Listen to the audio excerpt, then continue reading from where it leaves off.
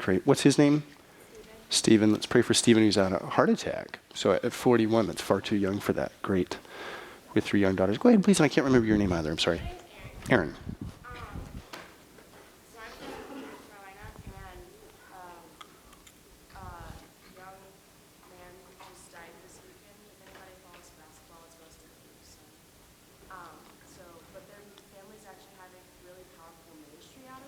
Okay. So praying both for comfort for them, but also that the ministry that they're doing out of it would really spread. Okay, great. What's his name? Was he a basketball player or just the son of a basketball player? He played basketball in high school. He was 19. His name's Riley LaRue. Riley LaRue. Okay, thanks. Thank you. Anything else that's on your minds you'd like to mention?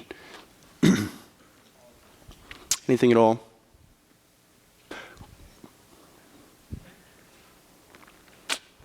Okay. Yes, please.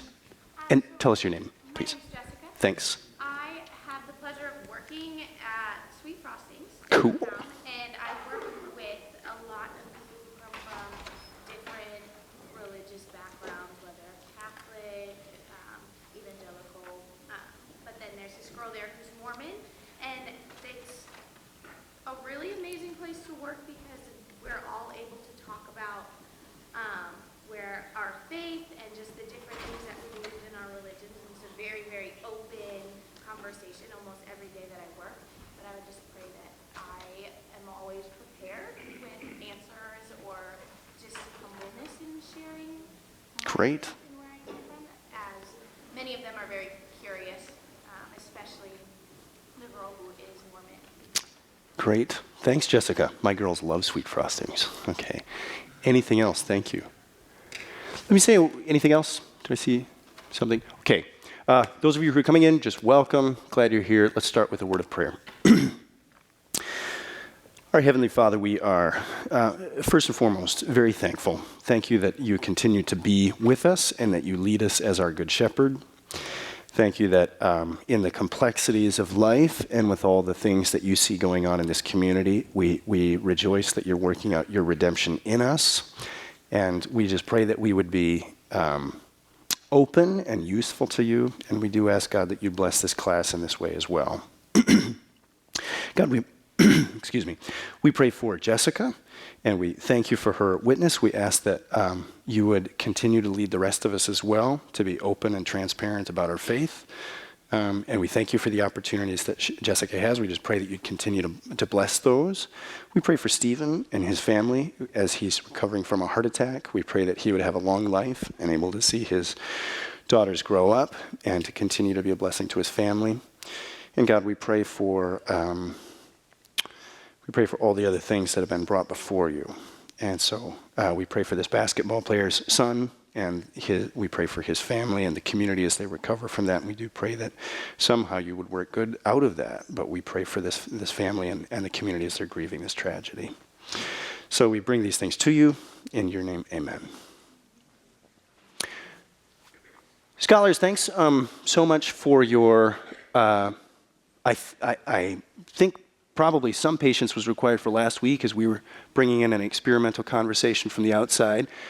Thanks so much for working with us. Certainly wouldn't have been possible without a lot of preparation from our teaching team, the teaching team, Palmer Bandy, Chase Baxter, whom you see, but then also Randy Garcia, who's working behind the scenes, Jason Floyd, Bill Airdum, Phil Resurrection, and other people that you might not know working on that. So thanks so much for your participation in that and the questions you brought forward. I thought that was good. Got some good feedback from the contributors that we had in.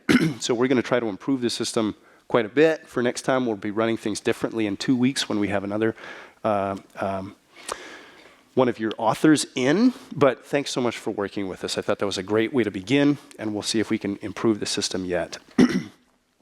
Scholars, I'm sorry that I have to be strict with you here, but let me report back that we've had, so I've gotten feedback from my teaching team. They've been working through your book reviews. Maybe some of you have received your book reviews back. Most haven't at this point. But I'm sorry to say that the consensus seems to be that most people aren't reading the guidelines. So If you're struggling to find out where those guidelines are, you can just go up on Blackboard, up here in the course documents section, make sure that you see the guidelines for book reviews. Make sure you follow those carefully as you're turning in your reviews. Were many of you simply unaware of this, or you just forget about it, or what happened? There was a lot of careless. What's going on? Sorry. You're just really funny. Okay. Because it's unrealistic, Braden, or what's going on here? No, your tonal gestures and the way that you work through Oh. is really comical, and we love you. Oh, Braden. You made my day. Totally made my day. Thank you. Yeah, I love you all too. Don't know really how to respond to that, but I am grateful that we can have two-way communication in this room. That's wonderful, because usually I do miss all your cues that you pass around to one another. All right, here, though, are the book review guidelines, and you can find them up there on Blackboard. Just make sure you carefully follow them. For example, rule number 1, make sure you have the word count on your essays, and apparently a whole bunch of you didn't have your word counts on there. So we've been trying to figure out what to do, and I've asked the teaching team to grade strictly according to these guidelines. The good news is, however, that we've built this class on a 110% course grade scale. So we've built in 10% extra credit opportunities. So there are lots of ways to recover from this, but we will hold you accountable to this one-page, relatively simple set of guidelines for how to write the book review. We used to have a 15-page manual that we used, and that was too complicated of an instrument. So we've tried to reduce it dramatically to a one-page set of instructions, but we will demand that you follow those guidelines. So thank you so much. Do you have any questions about that? Is there any confusion? Great. My advice would be read the instructions, follow them from here on out. We've got 5, if you're with us next semester, there's going to be 5 more book reviews to go. You'll recover from this. You'll do great. The next 5 book reviews that you write will be in accordance with these guidelines, and we'll all be happy. So that would be my hope. Any other administrative things that we need to take care of before I ask Palmer to start recording? Anything that you need, or any questions you might have? Anything at all? Go ahead, Samson. The virtual reality thing, How's that going? it's good. If we have a question about, since it was online, how do we find out what we got wrong? Oh, good. Well, I'm assuming that probably no one will get anything wrong if they view the experience. That's the way we designed it. Okay. Well, that's a good question. Maybe we should may I call for help here? Palmer, how would we do that? Can you address that? Did he ask, how do you figure out what you got wrong? Yeah. That's the question? Yeah. Email me. If you really want to know what you got wrong, email me, and I'll email you back. Thanks. Thanks, Palmer. Yeah, good. All right. Any other questions or administrative things?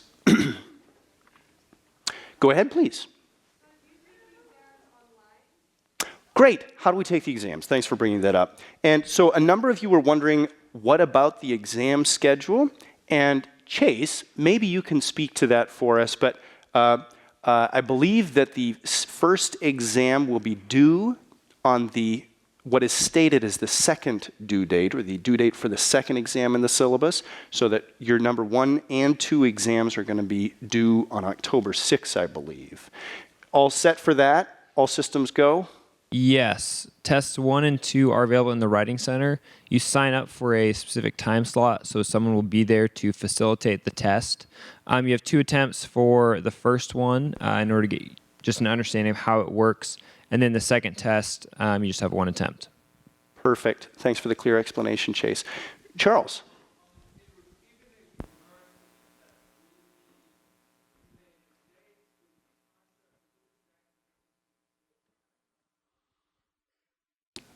Good. Charles is asking about the nature of the exams. Until you've taken the first exam, it'll be hard to know.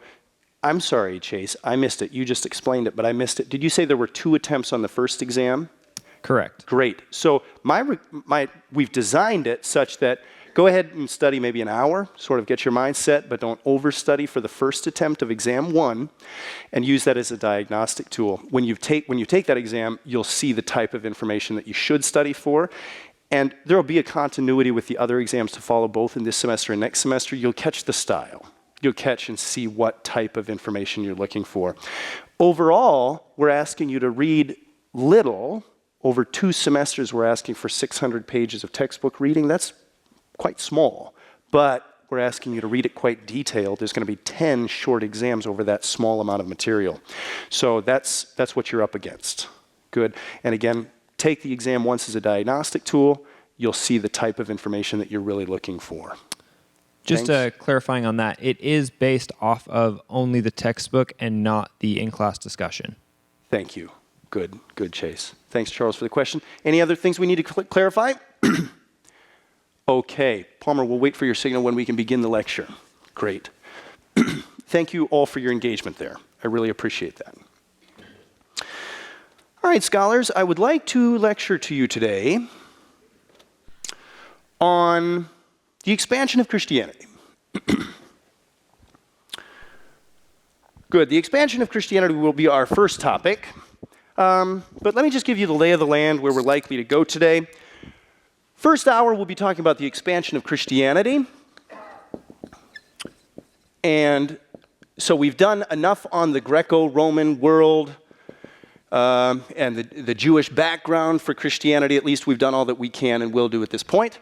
And now it's time to begin properly with the story of Christianity. So how does it grow from its apostolic foundations and out of the ministry of Jesus? And in that Ante-Nicene period, so we call it, speaking of that period before the Nicene Council, the Council of Nicaea in 325 AD, how does Christianity go from being this small group of followers of the apostles, an unknown group of a couple Jewish men, many of whom were fishermen and otherwise not powerful people. How did it go from that, the religion go from that to this dominant religion of the Roman Empire by the time Constantine, the first Christian Roman emperor, comes along and sets up a new way of expressing Christianity in the early 4th century. So that'll be our topic for the first part of the day, first hour here. Secondly, I would like to talk to you about the so-called 4th missionary journey of Paul. A 4th missionary journey of Paul, because if you follow Acts, the account of Acts of the Apostles that Luke the Evangelist gives us in the Bible, we only traditionally count 3 missionary journeys. But I'd like to stitch together a little traditional information along with canonical information from the canonical New Testament to describe to you the so-called 4th missionary journey of St. Paul. And what I mean by that is to try to see if we can put the information together from the sources that we have, both canonical and non-canonical, to make sense of what happens in Paul's last years. And as you recall, Acts of the Apostles closes with a cliffhanger. We have Paul trying desperately to get to Rome for a number of years. Finally, he gets there, but as a prisoner, not as a free man. And that's where the story of Acts ends. What happens then? And I'll try to speak to that a little bit. And it's worthy of this class to take some time to answer that question, I think, although so this is kind of an excursus. But I think it's valuable for this class, too, because the life of Paul is the best example that we have of first century Christian missionary work. So we'll be speaking specifically of Paul, but I think from his particular life and example, we'll be able to see how Christian mission worked in the early century. So it's an appropriate excursus for point number 1. And then lastly, we'll be talking about the birth of orthodoxy. This is a 2nd century story. And it's the story of how the great church, so-called, that's what they called themselves, the great church, speaking about the majority church, separates itself from what we as moderns call Gnosticism. Gnosticism is a made-up word. It's a scholarly fiction, but it's traditionally the word that has been used to describe this quasi-Christian, but not quite Christian movement in the 2nd century that we see clearly in the Nag Hammadi writings and others. Seems to be centered down in Egypt. And the Christian church divides itself from this Gnosticism in the 2nd century. So we'll follow that story in this last part, the birth of orthodoxy. Any questions about where we're going today? Very good. Let's talk about the expansion of Christianity. Something extraordinary happens in the early 4th century. This here is the huge statue of Constantine the Great. Not much is left of the original statue, which must have been, I don't know, about 30 feet high or so. It was a huge statue of Constantine sitting on a throne. Only all that we have left is his head and hands. Something extraordinary happens in the early 4th century, and that is that Constantine pronounces Christianity a licit religion in the Roman Empire. Now, he calls it a licit religion, not the official religion of the Roman Empire. It is after the edict of, Constantine in 312 faces his opponent, Maximian and Diocletian. Maximian and Diocletian, the two emperors running the Roman Empire at this time. Constantine defeats them at the Battle of Milvian Bridge in 312.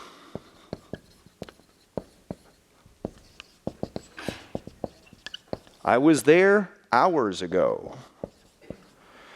The Battle of Milvian Bridge. The bridge is still there. You can still visit it today. By the way, you know the tradition of like lovers locking padlocks onto bridges? That's where it all began. Not with Constantine. That happened several centuries later. But at the battle at the Milvian Bridge, that is where that tradition originated. So you can visit it for various reasons. Anyway, for the point of this class, the reason why this space is significant is because it was at this bridge. Constantine defeats his his enemies, as he's coming in from the northwestern part of the empire. He conquers, Constantine conquers his enemies there. Do you remember the story? Eusebius lays it out for us in his Vitae Constantinae, or the life of Constantine. So the story goes, Emperor Constantine, the night before the battle, or a couple nights before the battle, sees this flash of light in the sky, sees this vision, so the traditional sources tell us, of a cross and Latin words that say, "In this sign conquer." This is the way Constantine tells the story and is retold by Eusebius of Caesarea in his Life of Constantine. So Constantine, before this huge battle that's going to decide his career and his personal fate, takes that sign of the cross, puts it, actually it's the Chi Rho sign, the Chi Rho. You've seen it before? You've seen that? It's the sign of the Chi and then the Rho, Christos. Those are the first two characters superimposed on one another of the first two letters of the word Christ in Greek. So Constantine sees this sign, puts it on his shields, and when he faces Maximian and Diocletian, by the way, Diocletian had been the worst persecutor of the Christian church in the early period of history. And when Constantine defeats them at the Battle of Milvian Bridge, it's only the next year that he pronounces Christianity to be a licit religion in the Roman Empire. It's with the Edict of Milan. This is all such juicy test question information. 313, with the Edict of Milan, Christianity becomes a licit religion. Licit meaning permitted within the Roman Empire. There will be no more persecution for those who worship according to the Christian religion under Roman law. It's not till 50 years after this, well, more than that, 60-some years after this, that in 380 we have, under Theodosius II, Christianity being pronounced the official religion of the Roman Empire. Theodosius II in 380, that's the year before the Council of Constantinople. And it's in 381 that Trinitarian Orthodoxy is going to be set. What is Theodosius II doing? Theodosius II, when he proclaims Christianity as the official religion of the Roman Empire, he's effectively banning Arianism, also paganism. But part of the story that's important here is that he's banning Arianism, non-Trinitarian forms of Christianity from a historical perspective. That happens in 380. Theodosius II, by the way, is the last Roman emperor to rule over a unified Roman Empire. Now, That all takes place in the 4th century. Why is that extraordinary? Because how in the world did we get there? How in the world did we go, as Rodney Stark asks in his book, The Rise of Christianity, how the obscure, can you read that subtitle? The subtitle says it all, frames the question beautifully that we're asking today. I'm actually following Rodney Stark in his study for this part of the lecture. How the obscure, marginal Jesus movement became the dominant religious force in the Western world in a few centuries. It's a good question, Stark. How in the world did that happen? That's what I'd like to explore with you today as we look here about the expansion of Christianity. And as we do that, I'd like to begin by following Stark's analysis. Stark in this book has this is on page 7 early on in the book, frames his set of questions in, I think, a very productive way. Now, I'll tip my hand. Ultimately, I'm going to disagree with Stark, but I think he frames the questions beautifully and has a very innovative approach to the whole question of how did Christianity expand so quickly, so broadly. Rodney Stark is not a church historian, although he's written many things that are terribly useful for church historians. He's a sociologist, and the toolkit that Rodney Stark brings to the table are those of a sociologist. He puts this demographic map, or this mathematical model of how Christianity perhaps did spread, up in the early part of his book to help frame the question, and I think it's a terribly useful approach. Here's Rodney Stark's hypothesis. What happens if Christianity grew at a rate of 40% per decade? How quickly would Christianity have grown to become the majority religion in the Roman Empire? Now, part of what is making Rodney Stark's theory make sense here, part of the logic that he's putting things together with, is the idea, which is shared broadly by historians, although I myself am not at perfect peace with this idea, but shared broadly by many church historians, that Constantine must have made Christianity a licit religion in the Roman Empire because it would have been politically useful for his own ends. Now, I like Eusebius of Caesarea a whole lot. I've spent years of my life tracing out his ideas and translating his works and following Eusebius in many things. So Eusebius of Caesarea, who's our primary chronicler of this part of church history, is convinced that Constantine did have a religious experience that motivated him personally to adopt Christianity. So I actually follow Eusebius of Caesarea. I think he's our best window into what actually happened. But many bring the good point to the table and say Constantine was a brilliant politician.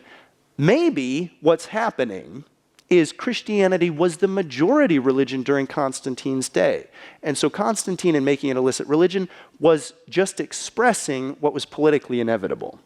Okay, let's run with that theory just to see so that we can follow Stark in his analysis here. During the time of the early 4th century, how large was the Roman Empire? How many people were living in the Roman Empire? We don't exactly know, but somewhere around 60 million people. Okay, 60 million people in the Roman Empire at the beginning of the 4th century. Now, if in the first quarter of the 4th century, Constantine is going to make Christianity licit because it's the majority religion, that means that there must have been, according to that model, there must have been at least 30 million Christians in the Roman Empire. These are going to be the presuppositions with which Rodney Stark is working. Now, Rodney Stark needs to get, however fast Christianity actually did grow, Rodney Stark needs to get to the point where in the middle of the 4th century we have at least 50% of the empire Christian, over 30 million people. Rodney Stark frames the question, how fast would Christianity have to grow to do that? Well, what happens if you map this out such that, you can see the top, that Christian growth runs at 40% per decade, and you begin at 40 AD with 1,000 Christians. What happens? Let's watch. Start with 1,000 Christians there in 40 AD. What percentage of the total population would that represent if we're working with a number of 60 million? An infinitesimally small number. Look at that. Oh, there we go. Okay, you can see my cursor. Okay, this decimal point here is what you would need for, well, actually, so that's not even, what is that, a 1,000th of a percent? something like that. That's how large the Christian population would be. If you were a Roman citizen during the years 40 AD, according to Rodney Stark's model, you would not have ever met a Christian. There would not have been enough of them throughout the empire for people to know who the Christians were. 40% growth means that by 50 AD, we have 1,400 people who are Christians, and you can see now exactly how that model works out. What would that mean for the total percentage of the population who is Christians? Again, this is infinitesimally small. By the year 100 AD, we would have 7,500 Christians. Things are really starting to move along. Here we have not even, okay, so that is 0.1%. We have a little over 0.1% of the population of Roman citizens who would have been Christian. Again, you would not have known any Christians personally if you were a person in the Roman Empire at this time. By 150 AD, you'd have 40,000. Still no luck with knowing any Christians. By 200 AD, you'd have 200,000. Still no luck. That's a third of a percentage point. No effective Christians, no effective relations that you would have had with Christians at this point. By the middle of this 3rd century AD, by 250, we'd have 1 million Christians on the table, and then there'd be almost 2% of the population. Then people would start to know at least who the Christians were. When you get about 2% of the population, at least people know what the movement is, even if they disagree with it or distrust it or are suspicious of it. At least you know what they are. Now, continuing on with the same growth rate, and here's the punchline for Rodney Stark's model. 50 years later, you'd have 6 million people, 6 million people, which would be 10% of the population. Aha! And then by 350, you'd have 33 million people, nearly 34 million people, which would be over 56% of the population, and that would appear to be this miraculous explosion of Christianity, even though the numbers have been working at the same pace, at the same rate, all of this time. Now, Rodney Stark brings that model to the table to say perhaps the explosion of Christianity wasn't really miraculous at all. Maybe it was just this.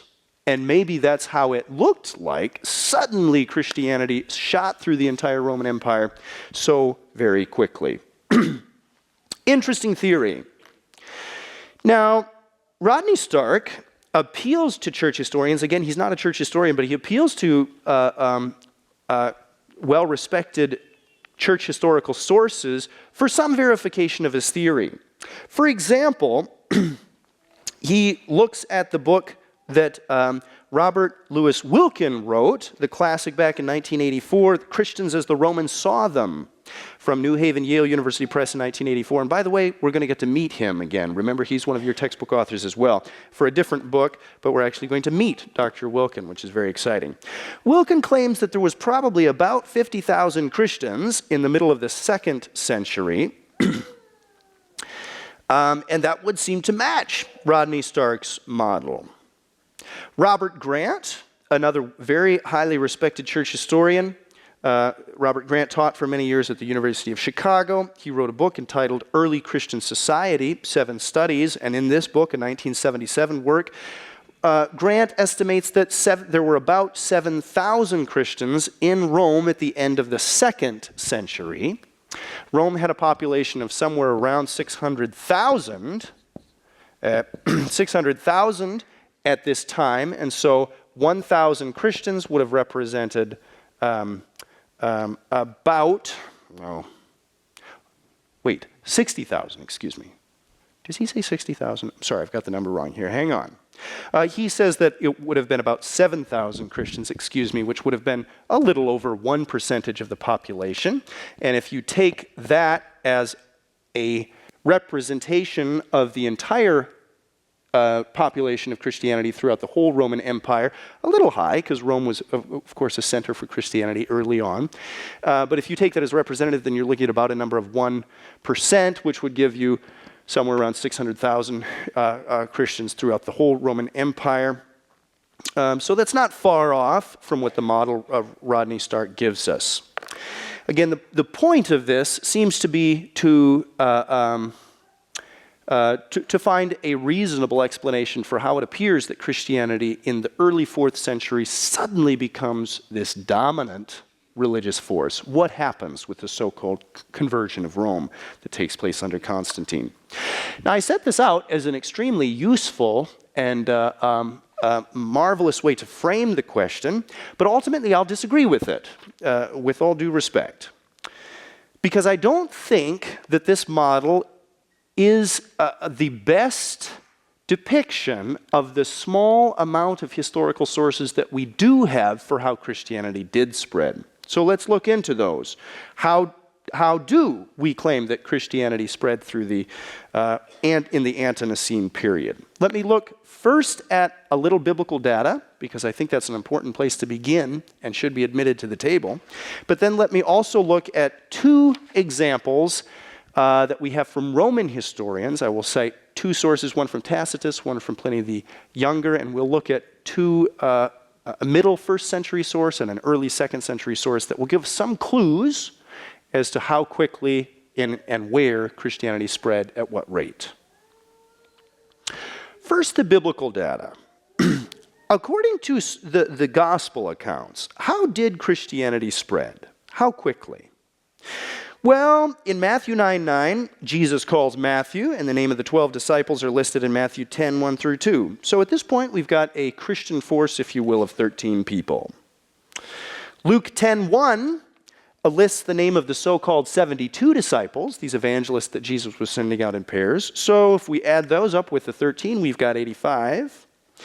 A missionary force, these are all missionaries, though, that we're speaking about. The 12 disciples, or the 12 apostles, the 72 disciples. Those are all missionaries, effectively. So a missionary force requires a broader community for encouragement, support, hospitality, etc. And certainly there were people like that in New Testament times, like Mary, Martha, Lazarus, and I'm sure the numbers could go on, although we only have a window into a couple of their names.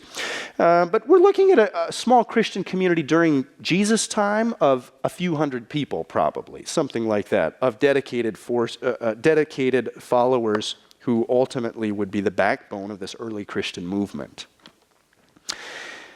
In the opening chapters of Acts 1:15, we read that the entire Christian community in Jerusalem represented about 120 persons, and that would have been the vast, by the clear center of Christianity. So in 30 AD we're looking at a Christian community of about 100, some small number of a couple hundred persons. After Peter's sermon at Pentecost, according to Luke, the Holy Spirit comes, and we read just a few verses later that 3,000 people are added to the numbers of those who are Christians and baptized. And this 3,000 number is a maneuver so strategic that I think only God could have orchestrated it. At least that's what Luke wants us to believe. Have you ever seen a map laying out all of those city names that Luke lists in Acts 2:9 through 11? Have you seen that? This is a map from the ESV Study Bible, and it does a fine job of listing out where those province names are. Do you remember what Luke tells us in the second chapter of Acts? He says that at Pentecost 3,000 are converted, and they are so the apostles are speaking in tongues, and the people are very puzzled by this, and they're saying, "Aren't we hearing these illiterate fishermen preach to us in our own language?" And they list where all these people had been coming from. If you map, as the ESV Study Bible is so helpfully done for us, if you map where these provinces are, look at them. You see Crete, Asia, Phrygia, Cappadocia, Pontus, Pamphylia, Judea, Arabia, Egypt, Libya, Cyrene, Mesopotamia, Elam, Parthia, and Media. That's where those names plot from Acts 2:9 through 11. And what's very significant about this is that these provinces reflect most of the then known world. The green portion of the map to the left is the Roman Empire. The gray to the right is the Parthian Empire. These are the two great empires surrounding the biblical land of Israel during the first century. And what Luke is telling us is that about 50 days after the resurrection of Jesus, at the Feast of Pentecost, which was 7 weeks after Passover, wealthy Jews from most of the then known world have come to Jerusalem for this feast. Now, these are wealthy Jews. These are Jews who have property. They have lands back home. They're going to return from whence they came. They had funds for the journey. So these are wealthy people. They will return back to their properties. But in Jerusalem, they hear the words of Peter and they convert. What does that mean at this point, to convert to Christianity? It means to understand that Jesus of Nazareth was the Messiah. And these people go back to their communities understanding that the Messiah has come. They set up what we would call churches. That is, Messianic Jewish synagogues. They bring to their home synagogues this message that Jesus is the Christ and that he's come. According to Luke's account, it's 50 days after the resurrection of Jesus that this time bomb goes off, as it were. And the Christian community is now going to shoot through most of the then known world in the first quarter of the first year of the Christian movement. That's pretty incredible. Now, we've got two vastly different portraits of the growth of Christianity. If we just put up side by side Luke's account in the book of Acts and Rodney Stark's account in his very helpful book, The Rise of Christianity. Which is right? How could we verify that? How did Christianity grow if we look to this early period?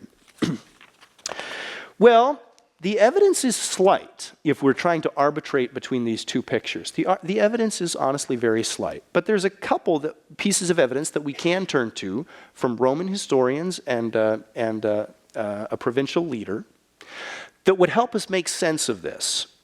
So let me bring in two exhibits to the table to try to help us clarify our picture of how Christianity spread in the first several hundred years. The first is that of Tacitus. Tacitus was a Roman historian writing in the early 2nd century. He was born in the 60s AD, and he's describing here in this paragraph a terrible fire that broke out in Rome in 64 AD. You've heard of the fire of Rome? Maybe? The fire of Rome is significant for a number of reasons. Nero is emperor at this time, and there's a quarter of the city of Rome between the Palatine and Capitoline Hills, where Nero seems to be, at least this is the way that the people receive the story, Nero seems to be desirous of owning this property for himself so that he can build this huge golden house, it's called. So this fire erupts in Rome, and the suspicion that the people have is that Nero himself lit the fire, or had his men light the city up on fire. So the people are very resentful of what they presume Nero has done. Nero loses a lot of reputation at this time because what he does with the newly cleared land does build this magnificent artificial lake, a set of gardens for himself, and this marvelous so-called golden house. He erects this huge statue of himself. And the people are terribly resentful of this. They figure that Nero is doing this for personal gain and probably lit the city of Rome on fire himself. Nero, in order to shift the blame, blames it on the Christians, says that in fact the Christians started the fire. And then begins the so-called Nerorian persecution, a terrible time of persecution for the Christians in Rome. Nero's doing all sorts of terrible things, and we'll read about this here in Tacitus. But the reason why I bring this evidence to the table right now for our purposes is hidden within this paragraph are a lot of clues concerning how, when, and where Christianity spread. And that's what I want you to be looking for as we read this paragraph. Tacitus writes, "First then, those who confessed were arrested," i.e. those who confessed to being Christians were arrested. "On their report, a huge multitude was convicted." So clearly what Nero did is read these poor people's Facebook accounts and just gathered up all their friends. The Roman version of that. "Public torments were added to their death. They were covered with the skins of wild beasts and torn to death by dog, or fastened to crosses, and when daylight failed, burned to serve as light by night." This is a terrible description. He was taking those who confessed to be Christians, dousing them with pitch and lighting them on fire in his gardens. So a terribly gruesome sight. And this is this is part of the reason why Nero is remembered as such a villain. He's remembered not just by Christians as this terrible villain, but actually by Romans generally, if you read Suetonius's Lives of the Caesars. Nero is coming at the very end of this so-called Julian dynasty of emperors, and just everybody hates Nero. Okay, what can we learn, though, from this about Christianity and its early spread? Here we are some 35 or so years after the resurrection of Christ. What are the clues? You name them, please. What do you see?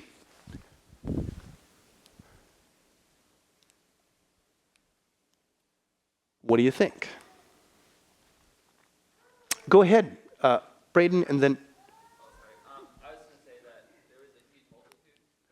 All right, great. Clue number one is that according to Tacitus, there's this huge multitude of Christians arrested. Great, thanks. And remind me of your name, please. Okay, I'm sorry that I didn't get to you faster. Huge multitude. Great. So, and this starts to make sense. The Christians must have been a significant minority in Rome at this time for Nero's ploy to work.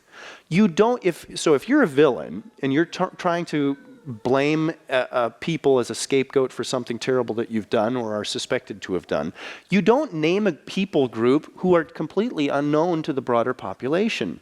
It's not the way that works. You pick a significant minority. Just the minority is just large enough so that people have heard of these people, but small enough that no one actually knows who they are, so that there's this suspicion that people don't trust them. However large the Christian population was in Rome, it must have been large enough that almost everybody had heard of them. What else can we deduce from this paragraph? Go ahead, please. They were bold enough in their faith to confess, knowing that they would undergo persecution. All right, so that requires quite a bit of dedication. Shall we say dedicated or something like this?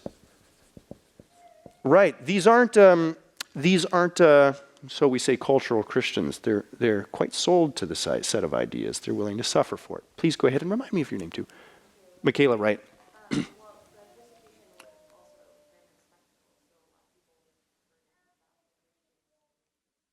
Good. So Nero is doing this in a very public way. Have any of you been to the Vatican? You've seen St. Peter's, maybe? Or at least you know the church that we're talking about? By the way, I happen to have a slide of it back here. So let me just... I think it'll be interesting for us to see this. You've seen this, right? Actually, that is... You've seen this church, I think? Sure. That church is built... Let me get out of my slideshow. That is built over Nero's circus, as it was called. A circus back in this time isn't what we think of as a circus, not a big tent. It's rather a racetrack. So, and if you put it up, if you map over top, right underneath St. Peter's, I should have printed out a diagram of this, but I will do my best here. Nero's racetrack or circus was something like here, and you usually have some sort of barricade in the middle, and then you have, it's a chariot racetrack, right? You've seen this in Ben-Hur, modern films, and so on, Gladiator, whatever else. All right, over top of this ancient Nero's circus was built St. Peter's at an angle something like this, okay? This in antiquity on this side here was a hill, what I've got up here, and Peter is claimed to have been buried up on what was the ancient hill here, and Constantine, when he comes to power, carries up much of the stonework of this racetrack and the benches, the theater seating that was around this space here. They take much of the material of that, build this huge church of St. Peter's, and underneath the altar, they have this, what had been venerated since antiquity, since at least the 2nd century, as the grave site of Peter. Peter himself is claimed to have died under Nero, not in this particular persecution, but a year or two afterwards. So not immediately after the fire of Rome, but a couple years afterwards. And anyway, Nero down here is lighting Christians up on fire. What can we learn? What else can we learn from the depiction that Tacitus gives us here? Any other deductions? There's at least one or two. Please go ahead, Matthew. Since multitudes were arrested on the reports of other Christians, it can be assumed that they were relatively interconnected and they knew about each other. All right. So yes, it was a movement with cohesion or something like that. Yep. Yep. Tightly networked. Sure. Okay. What else? Has anybody else got an idea? There's one more obvious thing that I'm fishing for. Name it, please, and give me your name. Alex. Alex. I don't know how much the Christian population can grow naturally after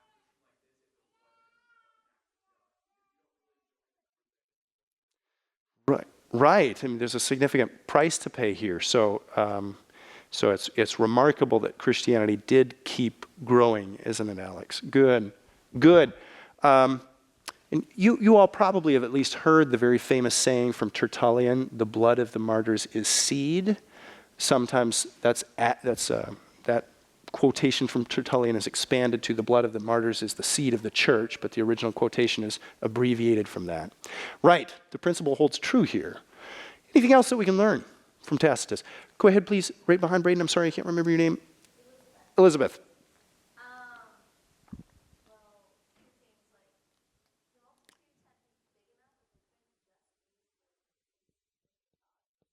Okay.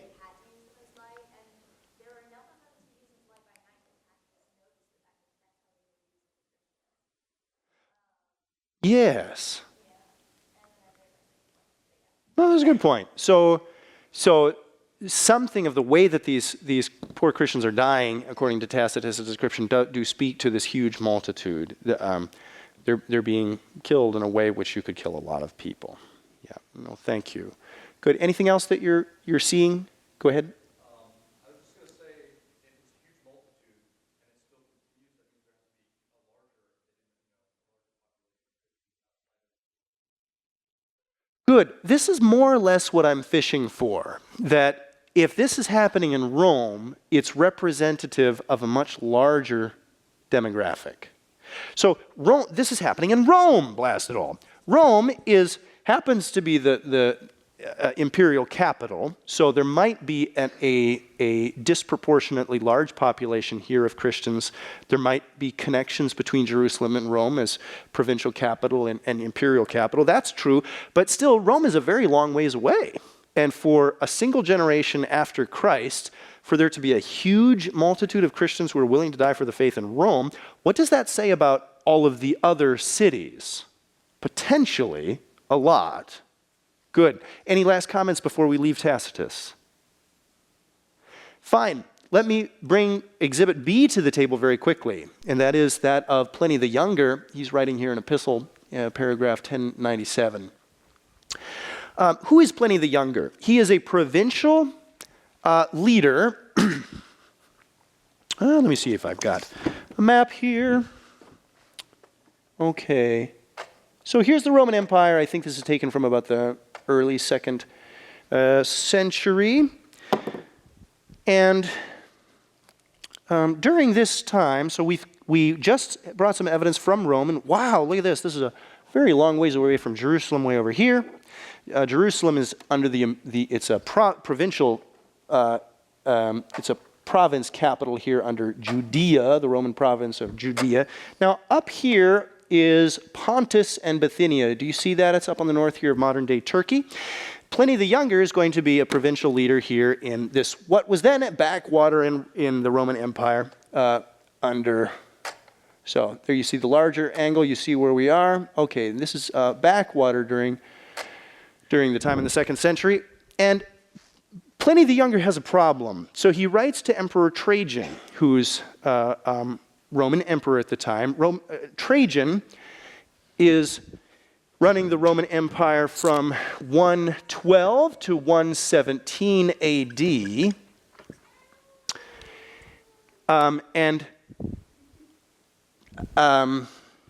Pliny the Younger has a problem on his hands.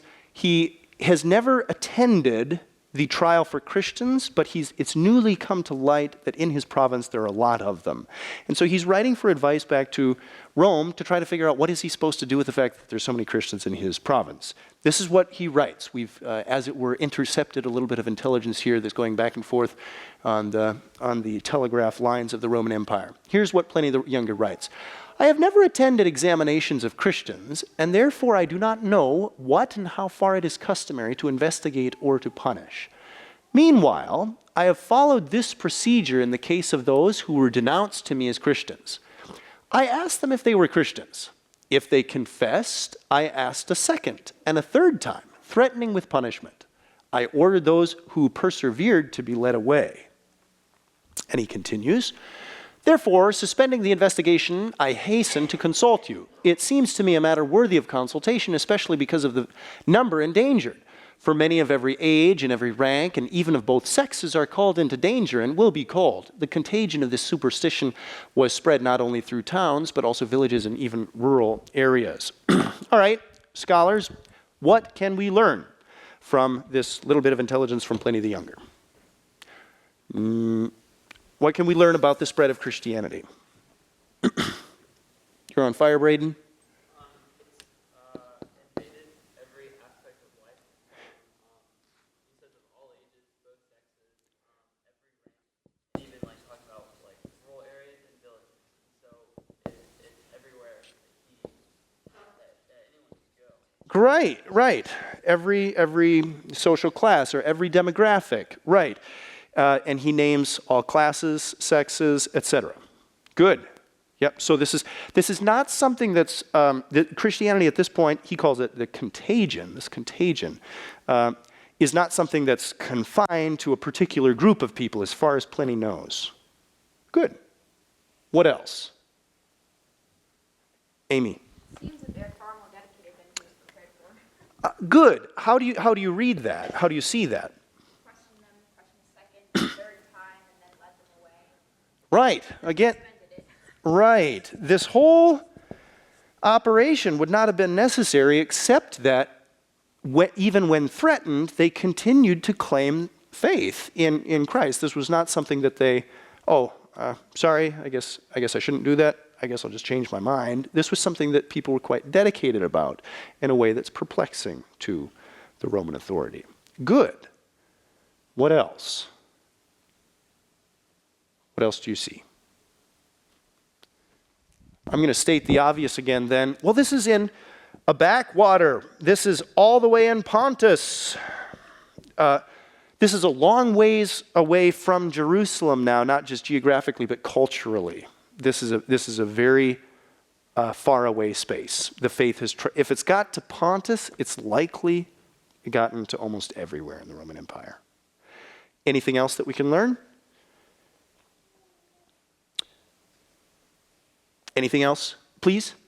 And tell me your name too. This might be like a little bit of a reiteration, but maybe not. Okay. It would seem to me that if they're confessing this when they're being questioned by their word that they're confessing their Christianity, their faith, it would seem as if they're obviously very open about talking about their faith, and so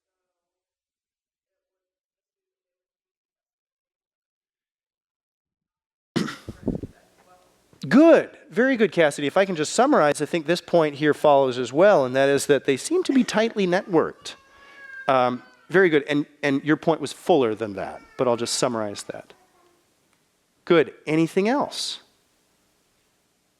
Last point that I was hoping that somebody might identify, and maybe you feel like it's already been identified, is that we're speaking of towns and cities. So this is not something, again, it's very much like the first point, it's through every demographic. These aren't just city people or townspeople, but it's everywhere. What in the world am I supposed to do? And by the way, the good news that comes back from Rome, from Emperor Trajan, is that there is a leniency that's brought in here because of reasons that Pliny the Younger is identifying. If we start persecuting the Christians, it looks like we're going to have to be persecuting a huge number of people, which is both politically inconvenient and also expensive. And ultimately, the Roman Empire backs down a little bit here in the 2nd century and doesn't try to root out Christianity. It can't be done as far as they determine. or shouldn't be done as a wise use of Roman imperial resources. So that's the situation in the early 2nd century. These are two exhibits that we brought to the table, Tacitus and Pliny the Younger, which help us see what the shape of early Christianity was here in the 1st century and early 2nd century. Chase, I'm about to release the class. Do we have any questions, though? And maybe we'll start up the 2nd class period with a quiz, if that's agreeable. Yes, there was one question.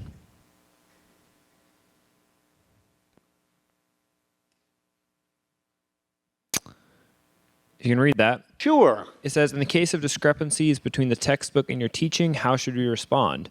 For example, 2 kingdoms claim that Nero likely did not start the fire of Rome. What can we trust? Good. Well, thank you for always bringing up questions that you have for things that I say in class, whether there's friction between my opinion and the textbook or any other opinion that you want to bring. You're always welcome to do that. In this case, I think the textbook, and I agree, and Edwin Yamauchi is the man who's writing this part of the textbook. I believe we agree that so here's what we agree on. It's not known who started the fire. Tacitus's opinion is that it's probably a Nero, and I don't know. There's no way for me to verify, so we're speaking about personal opinions. My personal opinion of Nero is very low, following Suetonius and Tacitus. So I don't care if he started the fire personally himself. We'll never be able to verify it, but I say it as the likely opinion and the opinion of Suetonius and Tacitus. Edwin Yamauchi is a man very versed in Roman history, so he no doubt has a sophisticated opinion and reasons for concluding that Suetonius and Tacitus are likely incorrect in that suspicion. Good. Any other questions? Good. Thanks. Go ahead, Chase. Yeah, no questions at this time. Thanks for the verification. Scholars, let's take a 13-minute break. That'll get you back at 55. 8:55. I'll see you then. Thank you.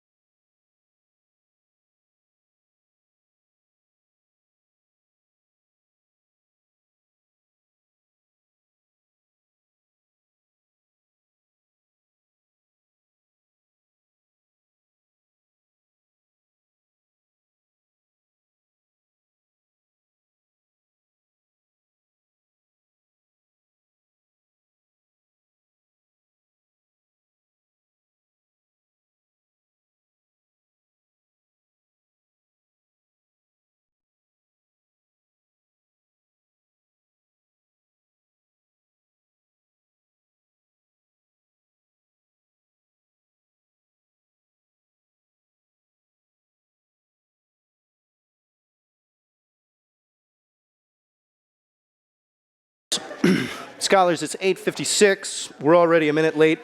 Are you all in place for the quiz? Grab your computers. And Chase, you may fire when ready, sir.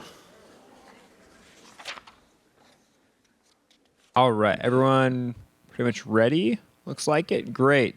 Well, grab a piece of paper if you're not, and I will leave it open, so please submit it as soon as you can, but I'll leave it open for a few minutes. Question 1. Who declares Christianity a licit religion? Was it Theodosius II, Maxentius, Diocletian, Milvian, or Constantine?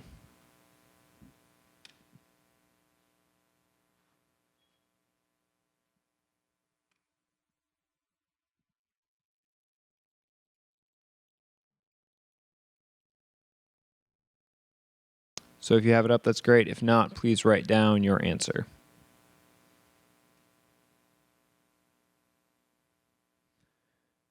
Question 2. What year was Christianity declared licit?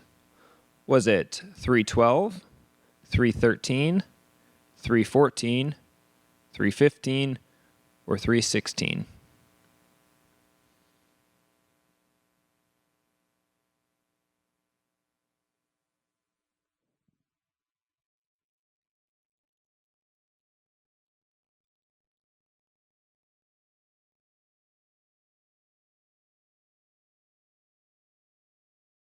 Question 3. According to Dr. Armstrong, how did Christianity spread in the first 3 centuries? Was it a 40% growth every year? An explosion of growth within the first year, which continued on in the first 3 centuries? Was it because Nero drew attention to a small number of Christians, which expanded their growth?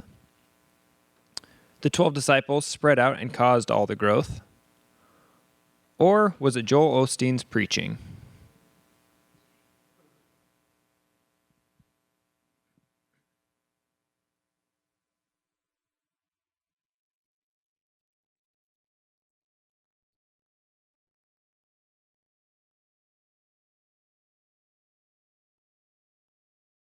Question 4. Where did Christianity thrive? It grew in towns and cities in every demographic. It grew in only major cities. It grew in small towns where persecution was not as likely. It expanded in the West, but not as much in Asia or Africa. Or no one is really sure.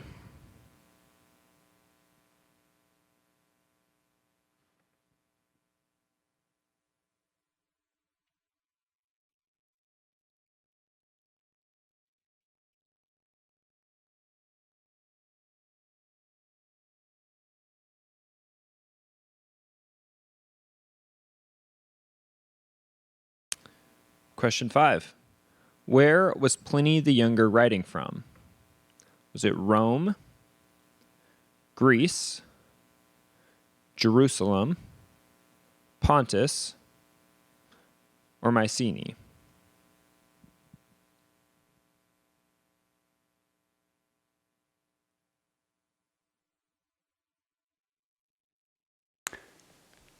There's come a request to see question 1 again. Was that the last question? 5, the last question, Chase? Thanks. Yep. Got it, scholars? Yes, go ahead. Sure, let's run back to question 5.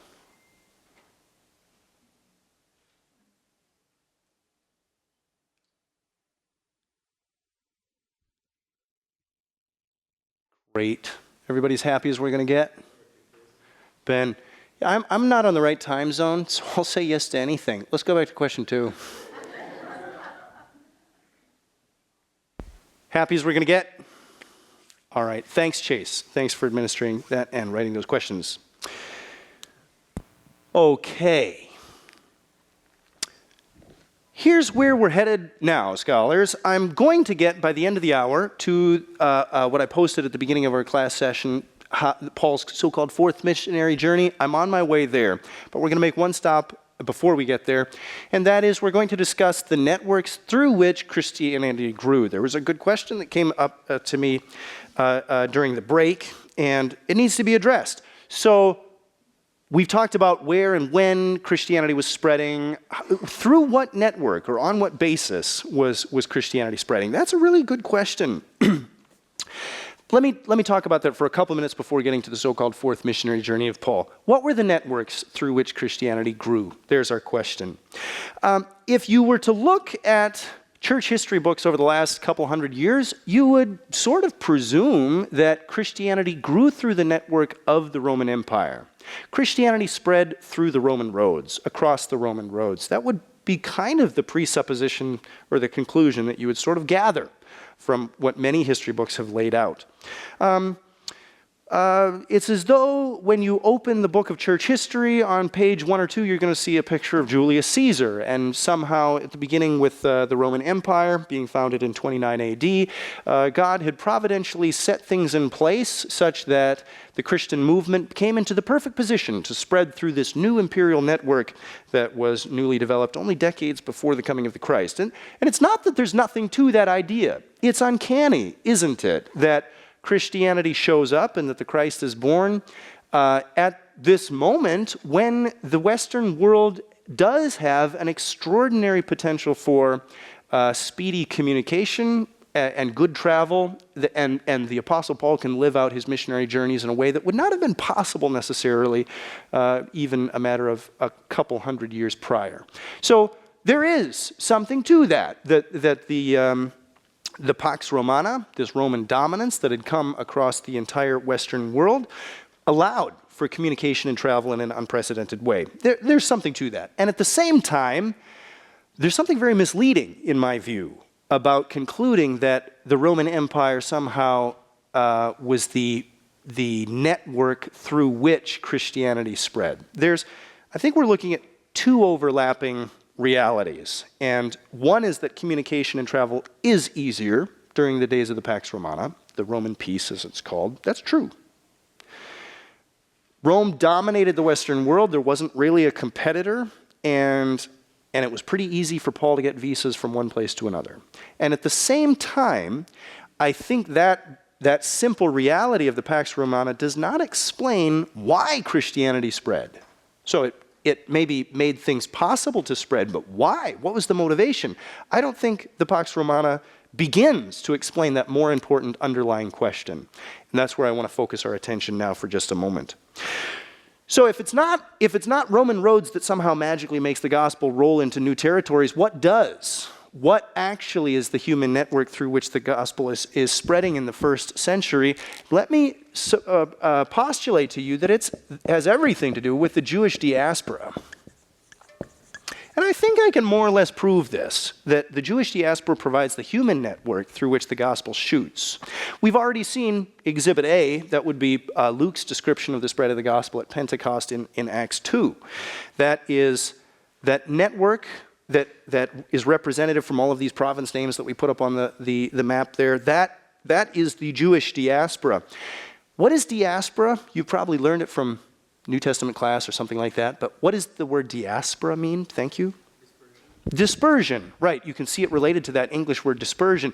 So when we're speaking of the Jewish diaspora, we mean the population of Jews that had gone out from what we call Israel today to all different regions, and for all different reasons. One of the first very large motivating moves for this growth of the Jewish diaspora, of course, is the Babylonian captivity in the 6th century BC, but there are many, many other reasons why why the Jews move out from Israel and to go to different places in the Roman Empire, what becomes the Roman Empire in the 1st century BC. Let me look at two sets of data that I think will confirm, at least it confirms to my satisfaction, that Christianity spreads in the early years not because of the Roman Empire per se, but because of the Jewish diaspora. Let me look at two sets of data. I'm going to first look at cities within the Roman Empire. So I'm going to look at Rome here. Let me see if I can use another color marker. I'm going to first look at Rome here. Whoops, just blocked it out, not much of a highlighter. I'm going to look at Asia Minor. Christianity was strong here, and I'm going to look at Asia Minor, and then I'm also going to look at Alexandria down here, and maybe I'll just circle those regions. First of all, we're going to look at, so two sets of data. First, locations within the Roman Empire. Then I'm also going to look at locations where Christianity spread at an early date outside of the Roman Empire. The common denominator, the common factor linking all of these sites, these centers of Christianity and antiquity, will be the Jewish diaspora is strong in all of these regions. Because we have two sets of data to work with, both internal to the Roman Empire and external to the Roman Empire, I think it's a reasonable conclusion that it's not the Roman Empire that's causing the spread of Christianity, but rather the Jewish diaspora representative in all of these locations that I'm going to highlight for you. First, Rome. Christianity does spread in a powerful way in Rome. Why?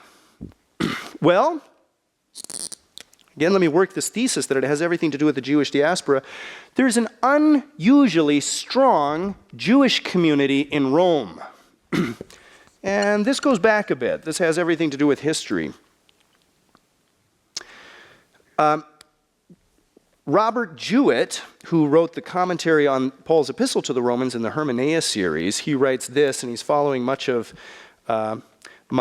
Peter Lampe's, a German scholar. He's following much of Peter Lampe's scholarship on the Jewish community in Rome. This is what Robert Jewett writes. He says, the large Jewish community in Rome had played a major role in the formation of the Christian congregations prior to the time of Paul's letter to the Romans. Jewish families that had arrived as part of the diaspora were augmented by Pompey, who brought large numbers of Jewish slaves from Jerusalem, which was captured in 63 BCE. Most of them became Roman citizens upon their emancipation, and the community as a whole numbered between 15,000 and 60,000 in the late 50s when Paul wrote his epistle. So the picture that we're getting is that Rome had a population of about 600,000. No, we don't know exactly what the numbers of Jews were in Rome, but up to 10%, somewhere between maybe 2 and 10%, something like that. So we're looking at a very large Jewish population. I'm going to put the largest possible number here of 10% up on the board. Well, you know what? I'll be more even-handed than that. I'll put 2 to 10%. Anyway, a large Jewish population in Rome. And how does that come about? Actually, it goes back quite a long time, but Julius Caesar, when Jerusalem is captured, it's under this time period. Actually, it's under Pompey. Let me get all the facts right that I can. It's under Pompey when in 63 BC, Jerusalem is captured, becomes part of the Roman Empire. Now, before this, Jerusalem had been a freestanding kingdom, the Maccabean kingdom. That came to an end in 63 BC. When Pompey conquers Jerusalem during the Jewish War, no, we don't call that the Jewish War. This is an earlier period of time, excuse me. Many Jewish slaves were brought with Pompey into Rome at that time. Now, what makes this complicated, or slightly complicated, or maybe just historically interesting, is a couple years later, in 44 BC, the Jews get in good with the Roman Empire, and here's how that works. At this time, there's not a Roman emperor on the throne. That's not to take place till 29 BC, a couple years later. At this point in Roman history, the Roman Empire, what will become the Roman Empire, is governed by the triumvirate. Triumvirate is a Latin word meaning 3 men, and the 3 guys who are running the show are Roman generals. We have Pompey, Julius Caesar, and we have Crassus. Okay. Now, in 44 BC, Crassus is going to kick the bucket. He's going to die, and there's going to be a civil war in Rome between these 2 vying generals, Pompey and Julius Caesar. Now, the Jews don't like Pompey very much because he was their enslaver. He was the one who captured Jerusalem and brought all these slaves back to Rome. So the Jewish population is going to side very much with Julius Caesar. As fate would have it, Julius Caesar wins the civil war and is going to become Roman emperor. Now, when he does that, he's very happy with the Jewish community because they've sided with him in this war. and it was a sizable community. So Julius Caesar rewards the Jewish community with all kinds of legal rights. They can write their own laws for their own community. And Rome becomes this center of Jewish activity from the middle of the 1st century BC. Now, 100 years later, as the clock rolls on and Paul the Apostle begins working with the community here, the Jewish population is huge and well-standing in Jerusalem. Now, there are things that interrupt this lovely life in Jerusalem, like in 49 AD, Claudius, the Edict of Claudius, expels the Jews from Jerusalem. So this is not by any means a problem-free life, but the Jewish community is numerically large and politically influential in Rome. Christianity spreads very quickly to Rome and in Rome. Why is that? I submit to you, I don't think it's because Rome is the center of the imperial power so much as because it's a center for the Jewish diaspora. And I think that it's the Jewish diaspora that's, again, this human network through which the gospel is spreading. Now, I'm going to show you other data points on our map, too. Let's look at Asia Minor next. But it even makes sense. It even makes sense that Christianity would spread through the Jewish diaspora. Early Christianity is a messianic form of Judaism. There's not much more to it. Remember Gallio, the provincial ruler of Achaia, in 51 AD in Corinth. Paul the Apostle comes to Corinth, and Gallio, so Paul is brought before the Bema seat in Corinth. I showed you that last week on some slides when I was in Greece myself. And Gallio cannot differentiate between what he's hearing from this Jewish group that's sort of in an undisciplined fashion bringing the Apostle Paul before him. He doesn't know that this is anything different than Judaism. All the questions that they're bringing seem to be Judaism to him. The Romans couldn't tell the difference between what we call Judaism and Christianity at this point in the 1st century. It even makes sense that Christianity must have spread through the Jewish diaspora at this point. The message was, as the apostles were heralding it, the Christ is come. That's not a message that makes sense to anybody except a Jew expecting a Messiah. Let's go to Asia Minor. Asia Minor is a center for early Christianity. We can see that because remember what happens with the Apostle Paul when he's trying in Acts 16 to get to so-called Asia and the Holy Spirit forbids him. Remember that? Paul's going up here. It's in his 2nd missionary journey.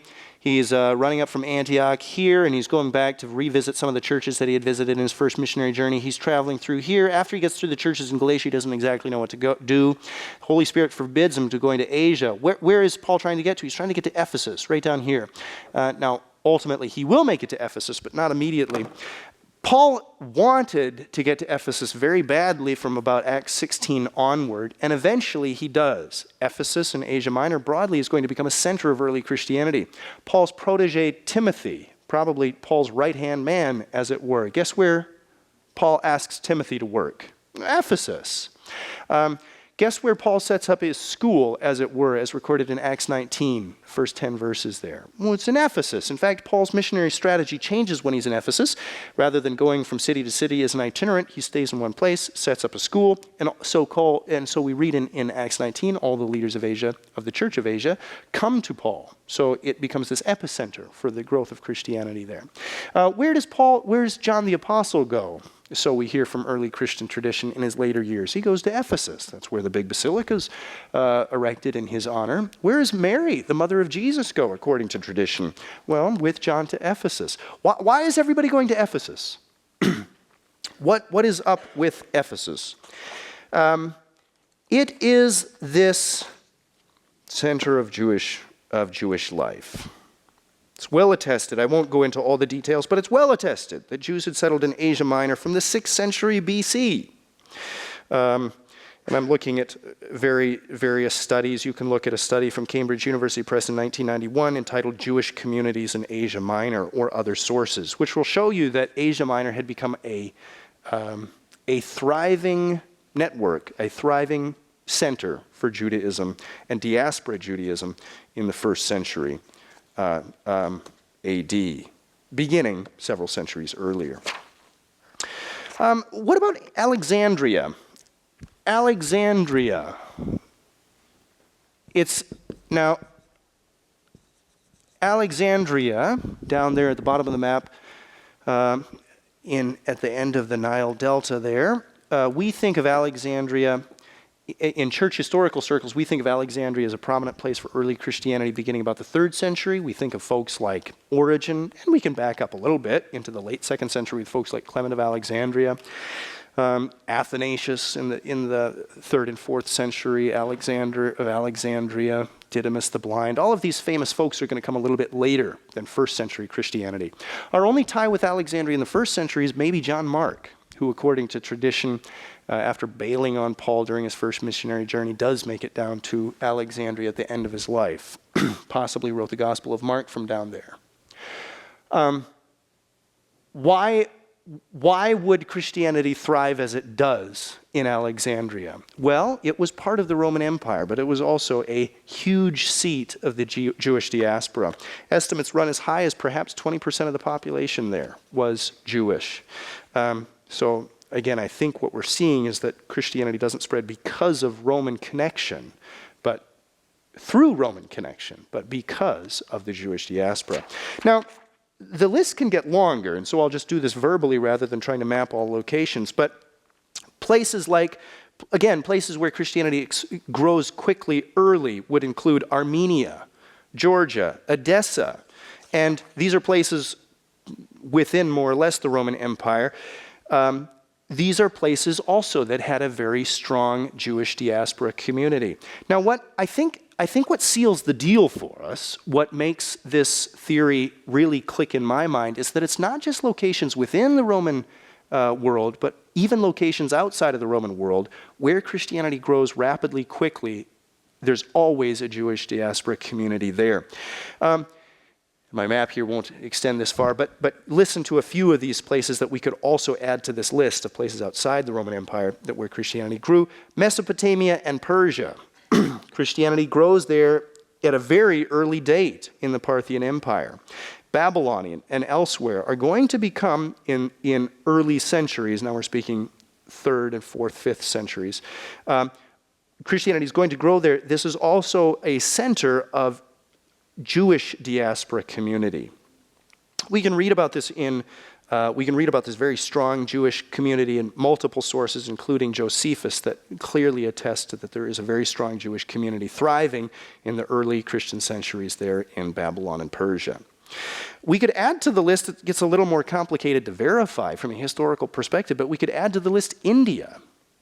Now, India is a place that did not have any Roman connection, or there was no imperial presence in India. And it's very hard with historical accuracy to determine whether Christianity does make it to India. There is a strong tradition, although it's late. Verifiable sources come late, even into the medieval era. But there is at least a tradition that possibly Thomas makes it to Kerala, India. That's the southern tip of India, around 52 BC, perhaps. And what we do know is that there is a Jewish community there as well. If that tradition that Thomas does make it to India and that Christianity does make it to what we call India in the 1st century, if there's any validity to that, it shouldn't surprise us that there's a Jewish community there as well. Ethiopia. Christianity makes it to Ethiopia in the 4th century. And this, again, is a place where there's a strong Jewish community. So the conclusion that I want us to draw here is that while the Pax Romana no doubt facilitated the growth of Christianity, we shouldn't look to Roman imperial systems as the reason for the growth of Christianity. Rather, Christianity spreads, as far as I can tell, through the Jewish diaspora. That's what the human connection is. Now, I've told you at the beginning of this class that I wanted to draw connections to world Christianity when possible and to work with a historiography of world Christianity. In that light, I think it's worth noting that Christianity is still spreading through human networks predominantly rather than political blocs. Political blocs still are only facilitators. It's really through human communities that the gospel and the Christian movement continues to spread. Quiz question for you. Where is the largest church in Europe? Guess. Somebody got an idea? Last I checked, and I haven't checked for a couple years now, but last I checked, it was a Nigerian church of about 30,000 people in Ukraine. That's interesting. It's a diaspora community. Guess where the biggest church is in France? An African church, I forget of what country, or maybe it's a mixed African countries, but an African diaspora church north of Paris of about 5,000 people. It shouldn't surprise us that the gospel continues to spread. The Christian community still moves through human networks, still moves through diaspora communities. And that's terribly interesting as one looks to political realities today with that consciousness. So I've just come from Greece. The refugee crisis, or whatever you want to call it, is very real in the European context. A number of the students that I was with, so a number of the Moody students were going downtown into Athens and passing out water bottles and this kind of stuff to huge numbers of Syrian refugees that are coming into Athens and flooding through Europe. What's happening right now will permanently change the demographic structure of Europe. But it wouldn't surprise me at all if somehow this was a divinely ordained mission, move for missions. At least it wouldn't surprise me in my view of God if that's what was taking place. As these huge groups of people move, and the church by all means should be working to allow them for a good transfer, to help them settle into a new context. The church should thrive in that context of serving these people. But it's always through human networks that the Christian message spreads. All right. Do you have any questions as I've given you an excursus before I give you another excursus on the so-called fourth missionary journey of Paul? But let's take a question or two. Charles.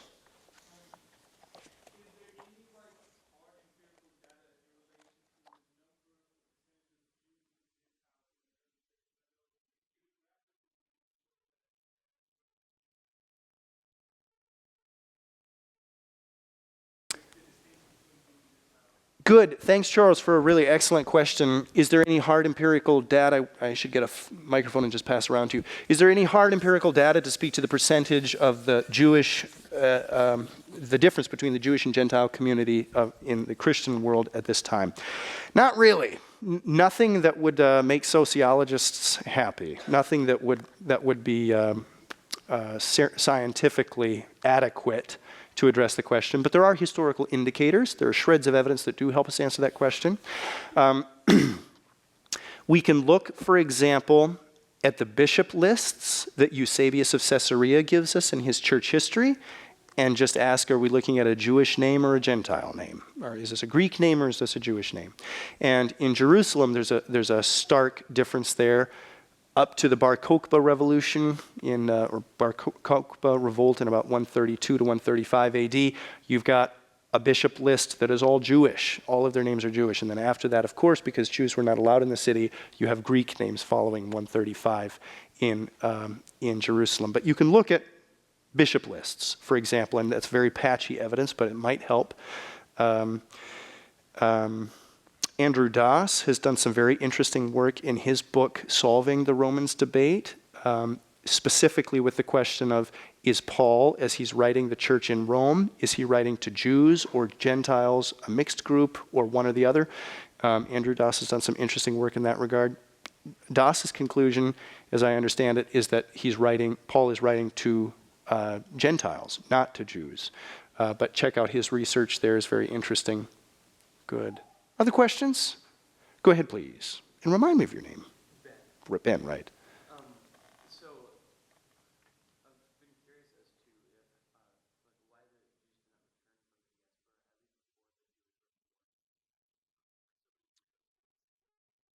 diaspora, Why did so many Jews remain in exile, as it were, rather than return to the land of Israel?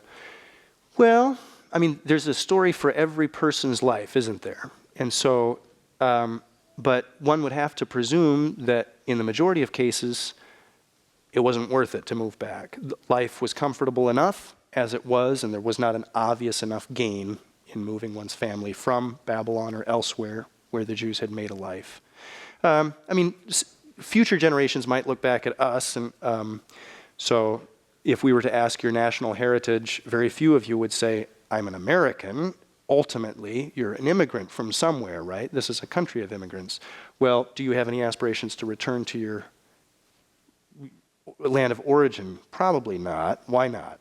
So I think there's some parallel to that.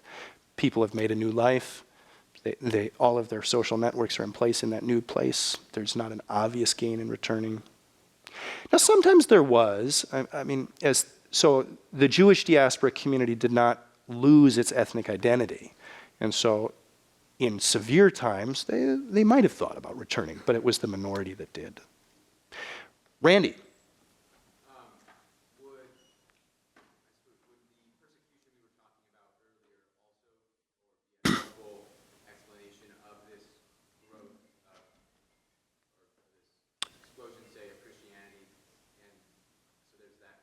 Good. Okay, so first of all, yeah, does persecution in the early church help explain the growth of Christianity? In a limited way it does. Probably very early on, of course, we're probably all thinking of Acts 8, where that clearly is the case. The Christians are facing persecution in Jerusalem, and so there's this outward spread of Christianity, of Jews who profess faith in Christ. But I think as we move on, examples become fewer and fewer and less significant. So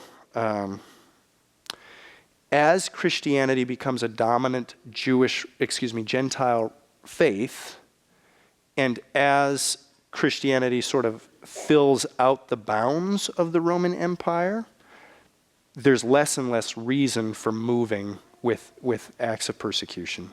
Yeah. Good. You had a follow-up question. I suppose in reference to that persecution we were talking about a little bit earlier, my brother who attended a secular university, Mm-hmm. it seems as though he's convinced that didn't happen. What didn't happen? Just help me understand. The Nero persecution and I guess some of the persecutions that would happen. Yes. Is that like a decently big theory within scholarship that those did not actually occur? It's a good question you're raising, Randy. So the question is, how sure can we be sure about the persecutions in the ante-Nicene period? So are those real? Are those persecutions real?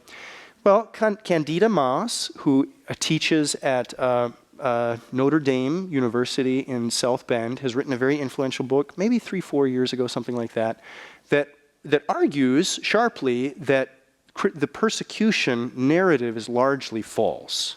So that is a popular opinion at the moment, or it's on the debate table, I should say. This is something that scholars are debating. My personal view is that the evidence is very underwhelming. So I look at the arguments made in that book, and I'm very underwhelmed. In fact, I think it's kind of a little bit propaganda-esque, in my opinion. Be that as it may, there have been times where the accounts of Christian persecution have been dramatically exaggerated. So an example of that would be, it used to be thought that the Colosseum was a place where tens of thousands of Christians must have died. Well, it comes out that it's probably an early medieval tradition that Christians died in the Colosseum as after the Roman Empire had fallen, and an early bishop of Rome is desirous of making sure that people didn't further plunder this Colosseum for historical purposes. So there comes up sort of this story that the Colosseum had been an epicenter or a place where many Christians had died. Probably not. Christians actually are recorded to have died elsewhere in various circuses and arenas, not in the Colosseum per se. And the reason there is that the Colosseum was a place usually for professional gladiatorial battles, and these Christians being brought in and persecuted were not professional gladiators. It wasn't something that they ran in this particular venue. So there have been cases of over, or I should say of exaggeration of Christian martyrdom stories. Another famous case is that it was once believed that everybody buried in the catacombs had been a martyr. Well, that's not the case. The catacomb is a tomb, effectively, for many people who were not specifically martyrs. So with those caveats being made, still, I believe there's incontrovertible evidence that many Christians did die in specific persecutions. at least close to a dozen of them, some of which were quite severe, Decius and Diocletian's persecution specifically, and I find arguments to the contrary very underwhelming. You're bringing up a very important point, Randy. Good. Other questions? All right, thanks for your engagement, scholars. Let me then get to that other excursus that I promised you, and that is the question of the fourth missionary journey of Paul.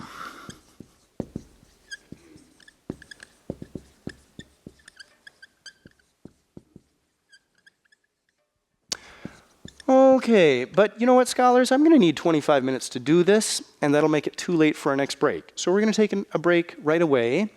And Chase, what's the word on the street? Should we take a quiz after, when we reconvene? Or not? I was expecting it right before class ends. Good. That's what we'll do. We'll hold the last quiz then right before end of class. Go ahead and take another 13-minute break. That'll get you back at 50. Excuse me, what am I doing wrong? That'll get you back at 45 after. Thank you.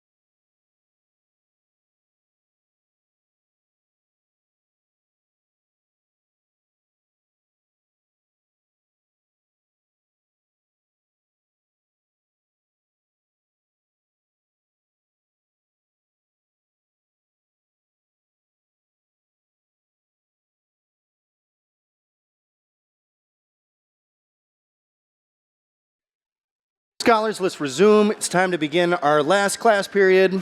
We'll begin by talking about the fourth missionary journey of Paul, and then we'll go on. We won't finish the discussion today of the birth of orthodoxy and the differentiation of Orthodox Christianity or the great church from the Gnostic competitors of the second century, but we'll begin that discussion. First, the fourth missionary journey of Paul.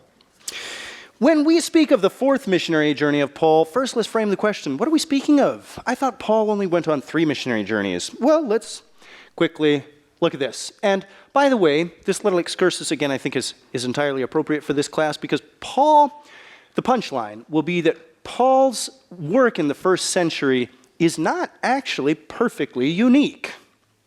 Paul is a brilliant representative. He's a catalyst for mission in the first century. But he's such an effective catalyst that he becomes representative of a larger movement. So what Luke records is that Paul is going from these various locations, and we know his itinerary through the 40s and 50s AD with some detail. But ultimately, this is not going to be a unique expression of Christian mission in the first century. Many, many others are going to be doing this type of activity as well. So let's look carefully at Paul's example of Christian mission, understanding that shortly, in the 60s and following, this is not going to be a unique, even in the 40s and 50s when Paul is working, this is not a unique activity. Paul's first missionary journey, recorded in Acts 13 and 14, here's the itinerary. Paul is zipping up from Antioch down through Cyprus. He's returning to where his associate Barnabas calls his home country. They go up to Lycia here in Pamphylia. This is it must have been tremendously exciting for Paul to come up to the southern, what we call the southern coast of Turkey here. He's entering into Pamphylia between this huge mountain chain, the so-called Taurus Mountains. Now, John Mark bails at this part in the itinerary, as you may recall, quite unsettled by what Paul is doing. And so Paul is gaining he's finding his feet, as it were, as a missionary, as Paul and Barnabas head out here into Cyprus. Barnabas is always listed as the leader of the team. After the Cyprus visit, Paul is the leader of the team, and that may be part of what unsettled John Mark. At any rate, John Mark is a relation of Barnabas's, and so when Paul sort of takes the reins of this missionary work, John Mark, for whatever reason, goes back to Jerusalem and leaves the team, and that's something that Paul is quite upset by. Paul makes it into here in Galatia. Ultimately, he's going to be stoned. He's going to be dragged out of the city, beat with rocks, and left for dead, an experience that very likely did leave Paul terribly scarred. And that's going to necessitate that the team ends this first missionary journey. They're going to be a hasty retreat back to Antioch, where Paul is going to be nursed back to health. But this is the geography that Paul covers. The so-called second missionary journey of Paul takes on a different tack entirely. Paul leaves from Antioch. This is after the Jerusalem Council. Paul goes back first up here to the region of Galatia, these churches that he had been working with when his first missionary journey is drawn to a sudden conclusion. He's looking for guidance after that. He wants to get to Ephesus. Luke tells us that he wants to get to Asia, but the Holy Spirit forbids Paul. And so Paul, as Luke tells us the story, almost aimlessly sort of ends up here at Troas. He wants to go to Bithynia up to the north, and the Holy Spirit forbids that as well, and Paul just kind of keeps meandering forward and ends up at Troas, this little port city where nothing ever good happens. You can visit it today. But Paul's team grows.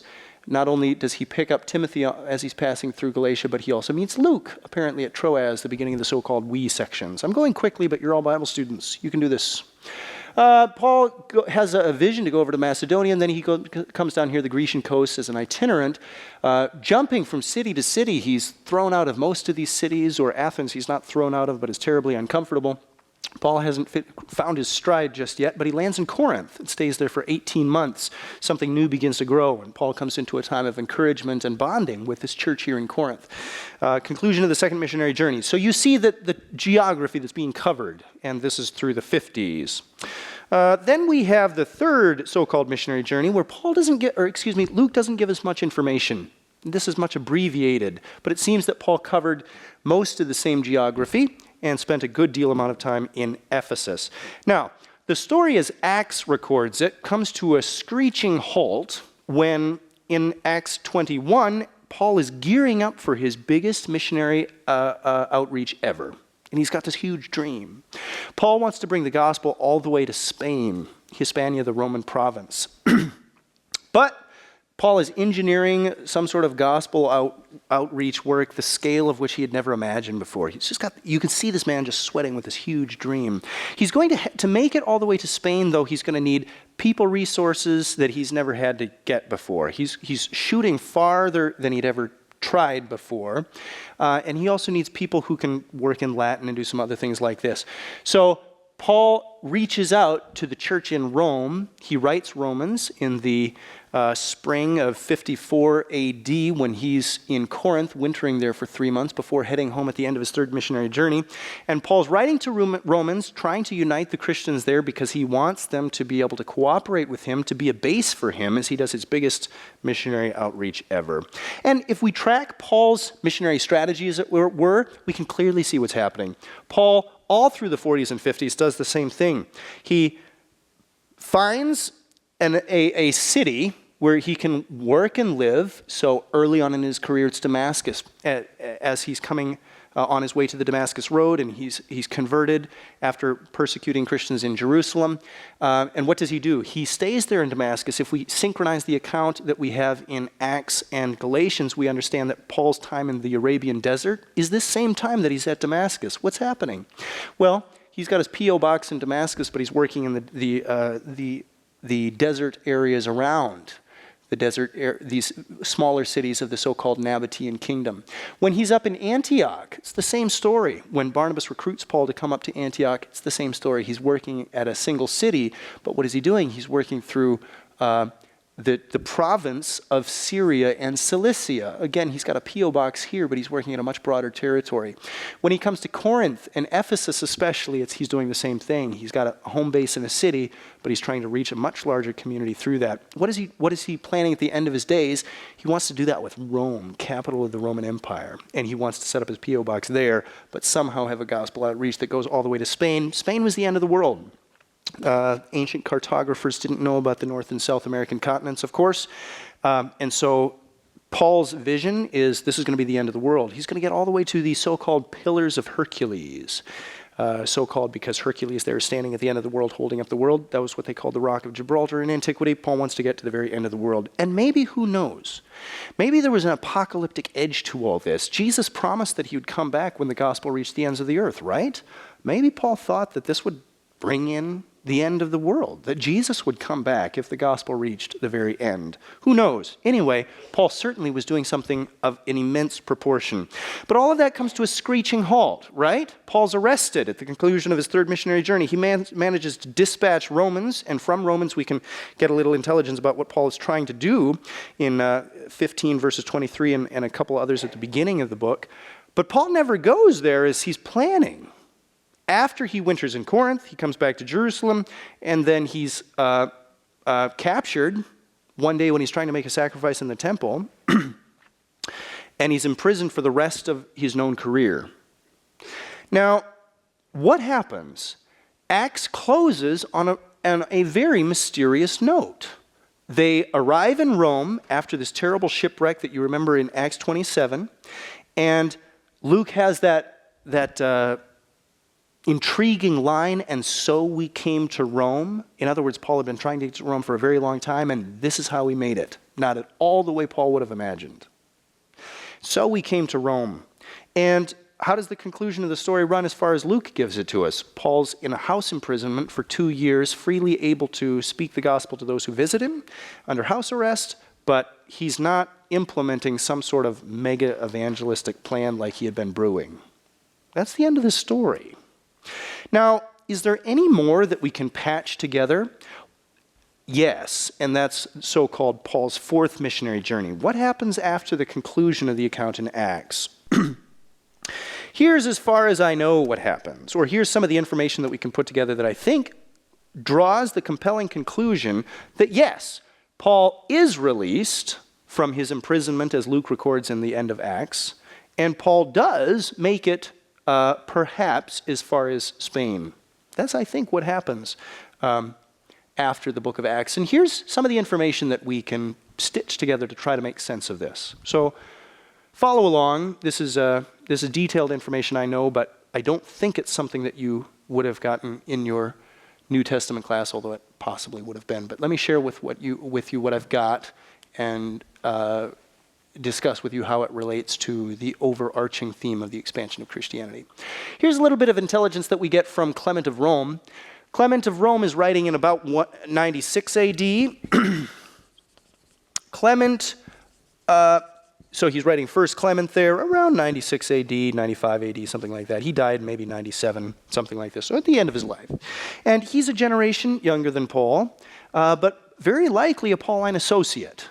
Philippians 4:3 relates, Paul mentions here this guy called Clement, who's one of his associates. It's a 3rd century tradition that affirms that connection, but it's entirely possible that this might be the same Clement. At any rate, the guy who writes this book is someone who, according to sound 2nd century tradition that we have, does know the apostles. And so here's what Clement writes at the end of the 1st century. After preaching both to the East and West, Paul gained the illustrious reputation due to his faith, having taught righteousness to the whole world and come to the extreme limit of the West and suffered martyrdom under the prefects. Now, there's something interesting about this account. According to Clement, who very likely would have known, as he is Bishop of Rome and possibly an associate of Paul, what does he mean by the whole world? Does he mean Spain? Does he mean that Paul's ambition was fulfilled? And also he says the extreme limit of the West. That is Spain. That's not Rome. Is Clement right in this tradition? The only question is Clement speaking from something that he knows, or is he patching together a tradition based on the book of Romans? From Romans, we know that Paul aspired to go to Spain. Did he, or is Clement here speaking from something that he knows, or just from what he knows of Paul's hope? Another bit of tradition that would seem to conclude that Paul did make it to Spain, although this is a much later tradition, and I date this to the middle of the 3rd century. This is what we read. Moreover, the Acts of all the apostles were written in one book, for most excellent Theophilus. Luke compiled the individual events that took place in his presence, as he plainly shows by omitting the martyrdom of Peter as well as the departure of Paul from the city of Rome when he journeyed to Spain. This tradition seems to conclude, too, that Paul did make it to Spain, although as far as I can tell, this is a much later tradition and would not have been written by someone who has a clear knowledge of the events. Still, it's a relatively early tradition that continues that line of thinking that Paul did make it to Spain. Now, there's other evidence that could be brought to the table, too. I think most important of the evidence is the pastoral epistles. What are the pastoral epistles? It's a nostalgic trip back to New Testament survey very quickly, and we'll continue to move on. But what are the pastoral epistles? Name them, please. Give it to me. What? Timothy. You know what? I think I could keep you better awake if I had a microphone and regularly just came up to people and talked to me. All right, we're doing it beginning next class period. I should buy stocks in Hebrews. Yeah. Okay. Thanks, whoever said that. The pastoral epistles, Timothy, Titus, and the 2 Timothys, 1st and 2nd Timothy and Titus. Now, here is why I think that these 3 epistles to collaborate to drive home the conclusion that Paul is released after the end of the book of Acts and does make it perhaps to Spain. If we map the geographical data that we get from the pastoral epistles, it doesn't match up with what we have in the book of Acts. Okay? Now, conservative scholars and liberal scholars argue about this a bit. Some would conclude that because the pastoral epistles, their geographical data and the intelligence that they're transferring back and forth on the wires, as it were, doesn't match what Luke tells us. They claim that they weren't, some claim that that's evidence that the pastoral epistles were not written by Paul. I think there's a better explanation. I think the explanation better explanation here is that the pastoral epistles were written by Paul, but at the end of his life after the book of Acts closes. Here's some of the data that we have. Okay. So, take for example 1 Timothy 3. I'm just going to go through some of this evidence very quickly. 1 Timothy 3 states that the book is written to Timothy while Timothy is in Ephesus and while Paul went to Macedonia. When could that have been? Well, it's possible that we could stick that into the account in Acts. It's possible, although I think not the best conclusion, that we could say that this represents the time in Acts 20, verse 1, during Paul's third missionary journey, when Paul has left Ephesus here and is on his way to go speak to the Corinthians again during this very tumultuous time that we read about in 2 Corinthians. That's possible, but it doesn't make sense. I don't think it's the best explanation. Why? Why would Paul dispatch an epistle to Timothy immediately after leaving him in Ephesus? He's only been on the road a couple weeks on his way over to Corinth, and he's going to take some time to write this detailed epistle before he arrives in Corinth. It really doesn't make sense. Much more likely that Paul would have stayed an extra day or two, finished giving instructions to Timothy orally, and then left for this trip. So when did Paul actually write 1 Timothy? It doesn't make sense to stick it within the chronology that we have in the account of Acts of the Apostles. What about Titus 1:5? Titus 1:5, where Paul says that so Paul is asking Titus to stay in Crete and continue on the work that Paul had apparently begun there. When was Paul ever in Crete? Luke never says anything about that. Luke never gives us any information that Paul was ever in Crete. So when was Paul in Crete? Is this a book that's actually written by Paul? I think yes, but I think after the time that after the events chronicled in the book of Acts. If so, that means that Paul made it out from prison, because Luke ends the narrative with Paul, very disappointedly, under house arrest. It looks like Paul did get out and did make it to places not documented by Luke, like Crete. What about 2 Timothy? 2 Timothy, the whole aura of the epistle is that Paul's death is imminent. Paul writes that he's in Rome. We know that he's in Rome. We know that Luke is with him from 2 Timothy 4:11. We also know that Luke was not with Paul during his first imprisonment. Paul records that no one was with him during his first imprisonment, but we know at the conclusion of Timothy that Luke was with Timothy.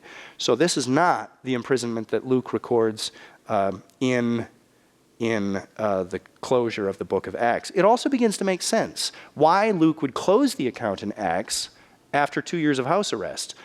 Luke understands that Paul was in house arrest, but was not personally there.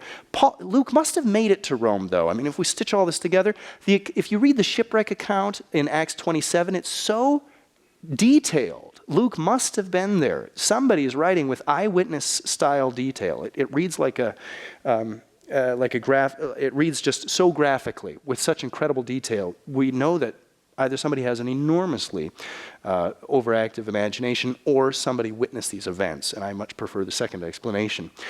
Luke did make it to Rome with Paul, but apparently didn't stay with him and certainly wasn't there for his defense. So then when is Paul and with Luke together during Paul's defense? This must have been a second activity. Now, I think the most powerful, there's other evidence as well. Okay, quickly back to Titus. Titus, this is actually from Titus 3:12. Paul asks Titus to do his best to come to Nicopolis. Where's Nicopolis? Coming through the wires, we know that Paul is in Nicopolis. When is he ever here? Acts wouldn't give us any information that he is. And what's Paul doing here in Nicopolis? A nice port city facing to the west. Is he on his way back to Rome? Is he on his way out to Spain? We don't know. But according to Acts, we have no information that Paul was ever here. But he's asking Titus to come up from Crete. Again, another site that we have no information that Paul was ever there. Come up from Crete to Nicopolis, and if we follow out tradition, Titus gets to Dalmatia. If we put all those things together, it seems like Titus is being dispatched to go further north up, again, off the map as far as Luke gives it to us. Now, all of this information stitches together, I think, to tell us there's enough data here that concludes that Paul did make it out of his first imprisonment in Rome. But I think what seals the deal is the testimony that we get here in 2 Timothy. Let's look at this passage here, 2 Timothy 4:16 through 17. Again, 2 Timothy is the last epistle that Paul writes. He knows that his death is imminent. These are Paul's final words, and I'm interpreting these words following Eusebius of Caesarea, who gives them a particular interpretation, but one that is, to me, fully persuasive. Let me share this interpretation with you. Paul writes, "At my first defense, no one came to stand by me, but all deserted me." Okay, my first defense. You don't say my first defense unless the implication is that there's a second defense. I don't introduce my wife as my first wife, although she's my first wife, right? Okay, you don't say first defense unless you mean I'm about to face my second defense. The other thing here is that no one, all deserted him, but Luke, as we know later, is with Paul. This is not the first defense that Paul's about to face. If you go to St. Paul's outside the walls, which is an old church that I will show you pictures of at some point, maybe in a week or two. And as you come into the courtyard, there's a large statue of Paul in the middle, and then there's 4 pedestals, one for each of the evangelists, but only Luke is there. Why? Symbolizing only Luke is with Paul during his very last defense, as recorded here in Timothy, not the defense that we have in Acts. Continue on with the narrative. "May it not be charged against them, but the Lord stood by me and strengthened me, so that through me the message might be fully proclaimed to all the Gentiles, and all the Gentiles might hear it." Now this is super important. The Lord stood by me, says Paul, concerning his first defense. It seems that Paul's defense was successful.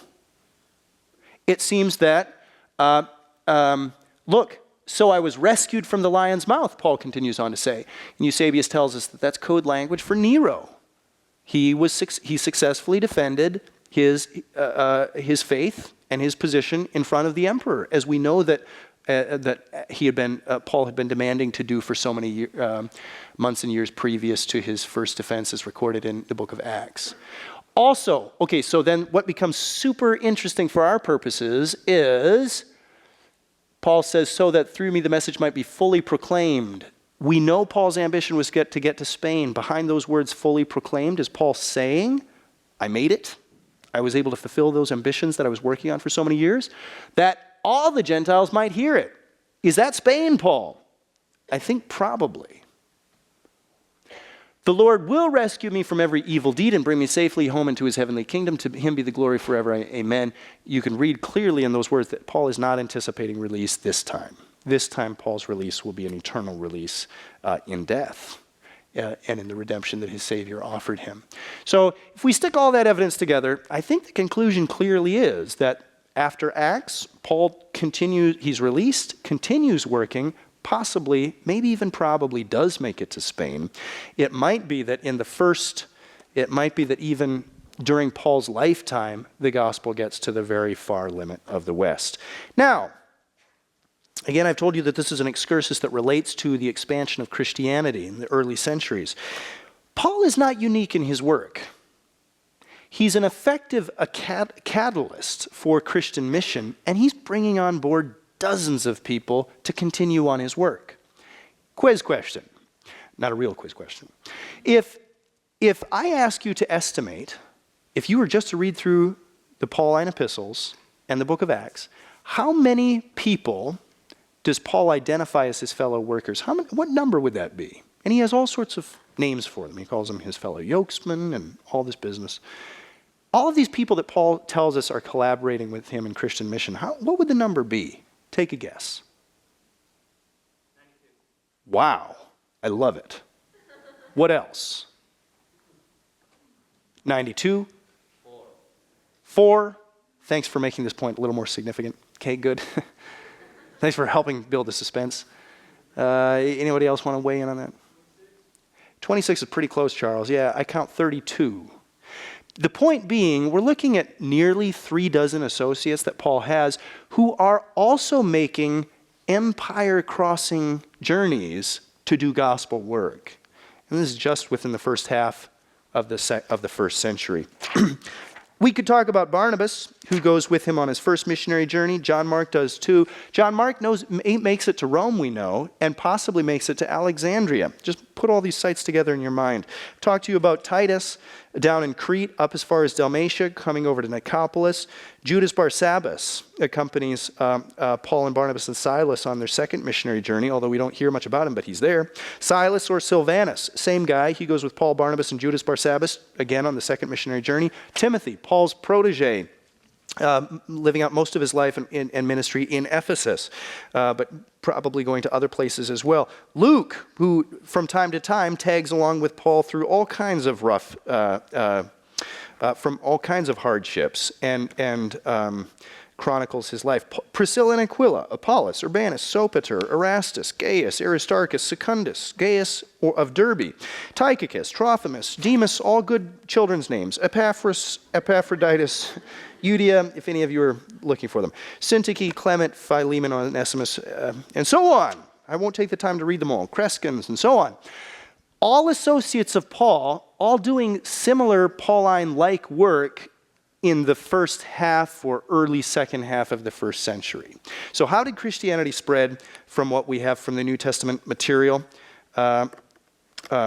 Quickly, broadly, and through a lot of missionary activity, most of which is probably undocumented. Probably there are yet dozens and dozens of others who were engaging in Pauline-like missionary activity that we just have no real information about. If there's any window of information, we do have an enormously popular Acts-like literature that grows up from the 2nd century onward, becomes super popular in the 4th century. We have all kinds of apocryphal accounts of the apostles going from place to place, and I can only imagine that that's because this missionary life captured the Christian imagination, and people were doing this. We have incredible stories of Paul and his woman associate who cut off her hair and follows Paul all around the empire, doing all kinds of crazy things. Paul, again, this is apocryphal, but quite hilarious. Paul, one night, after a hard day of preaching the gospel, comes in and he's trying to find a place to sleep and finds this cave where this lion's resting, and he comes in, knocks on the door. "Mr. Lion, can you give me your cave? I've been preaching the gospel all day. I'm an apostle. That's what I do. And I'd really like a place to rest." So the lion comes out and says, "Well, yes, but only if you baptize me." So Paul baptizes this lion. And on the story goes. These kind of stories wouldn't have been so popular and circulated so broadly if something about Christian mission hadn't electrified the Christian imagination. And it's not just Paul who's doing these sorts of things, but this becomes a broader Christian experience. Do you have any questions? Do you have any questions, scholars? Go ahead, Braden. How widespread, obviously I'm sure it's not a very big one, but is it decently widespread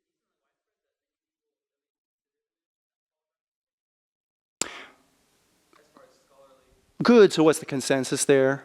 Okay, so I think in terms of numbers, I think the majority of scholars would tell us that we simply can't know, but they're working with different presuppositions than I am as well. So I think the majority position is that Paul only wrote a handful of the epistles that we receive under his name. Majority of scholars would probably tell you that there's about 7 historical epistles from Paul's hand, and the others may have been written by a Pauline school. So the presuppositions become so different that it's hard to predict exactly. I don't think there's a single consensus, but I'm operating with the presupposition that the tradition is correct, which has always stated that Paul wrote all of those epistles minus Hebrews. That was controversial in the early church. And that the best opinion too, I'm also presupposing, is that the pastoral epistles, although they don't plot into the account that Acts gives us, can be added as an addendum and an effective addendum. So with those presuppositions in place, those are the conclusions that I've given you. Good, Braden. Any other questions? Any other questions? Go ahead, Matthew. So to what extent would Christianity have spread to, say, like more northern parts of Europe and southern parts of Africa during these first centuries? Good. As far as I know, it didn't. Matthew's question was, did Christianity, and to what extent perhaps, did Christianity spread to northern Europe, southern Africa? As far as I know, there's no record at all that Christianity does spread to those regions early. And I think the most effective single reason to name is that Jewish communities were not in those regions either. And so the gospel doesn't move there.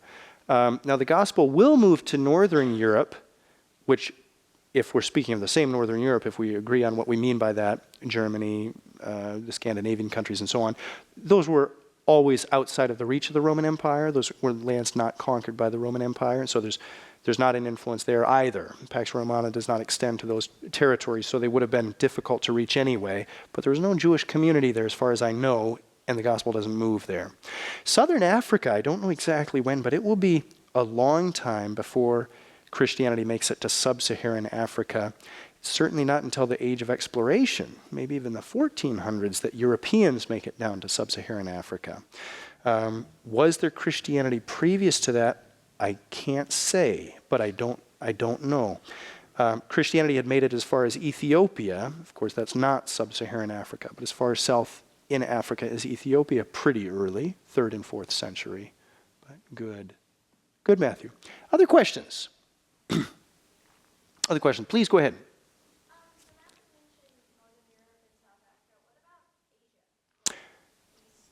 Yes. Great questions. When does the gospel ever make it? When does the Christian movement ever make it to Asia? Okay, the Christian movement makes it pretty far east pretty early through the Jewish diaspora. So as far east as Babylon, Persia, modern-day Iran, that happens pretty quickly. That happens maybe within 150 years plus, something like that. That's a little ambitious, but within the first couple hundred years, we have Christianity there.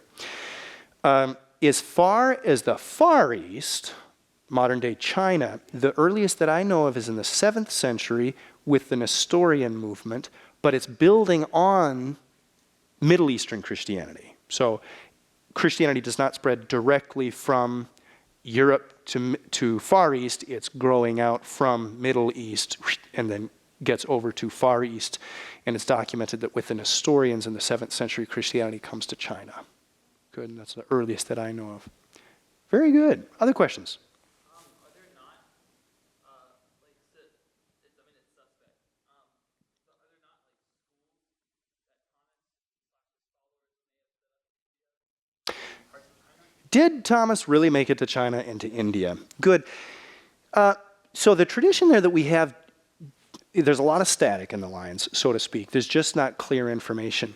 Now we do have, we do have Pantaenus, who died maybe in about 190 AD, sort of a Christian leader in the Alexandrian community in the late 2nd century. He gives us the tradition that Pantaenus claims that he found a Hebrew Gospel of Matthew that had circulated somehow through the community in India. So as early as the late 2nd century, we do have this tradition that the apostles did make it to India. The problem is that what these early Greeks meant by India is probably Middle Eastern, probably Iraq. The Greeks did not have a very good understanding of what we call Middle Eastern geography, so that the terminology is very unspecific. And India, quote unquote, is this sort of ambiguous region out around Iraq.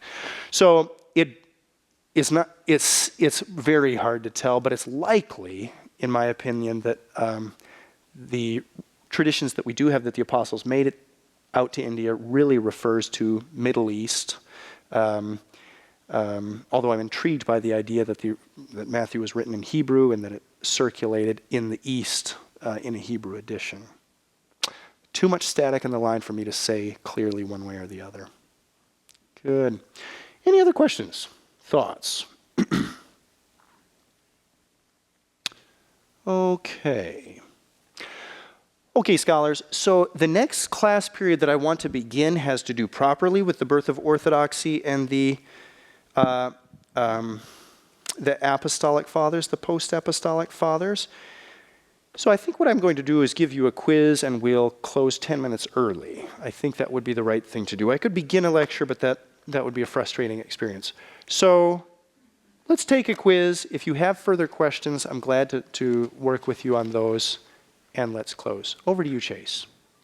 I do have one question that came through on Oh, Skype. please, that would be great. Assuming the traditions of groups like the Pharisees and Sadducees hindered Christian growth in Jerusalem, how would they have impacted the growth of Christianity in other parts of the world? What a great background, Chase. Well,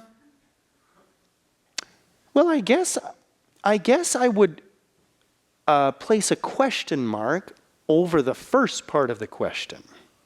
So the assumption there, I'm not sure if I agree with, that groups like the Pharisees and Sadducees actually hindered the growth of Christianity in Jerusalem. They certainly created formal obstacles for Christianity, but I'm not sure if it was an effective hindrance. In fact, it seems to me that it's likely that this sort of internal rejection of Christianity may have added fuel to the fire. It may have only made the boundary lines clear. Are you a Christian? Are you going to be faithful to your Jewish community? So I'm not sure that the Pharisees and Sadducees actually had an effective hindrance to Christians, and therefore the second part, how it impacted the growth of Christianity in other parts of the world, I don't think it does. I don't think the Pharisaic or influence of the Sadducees had any particular role in Christianity outside of Jerusalem, and even there I don't think it was an effective hindrance. Sorry. Any other questions?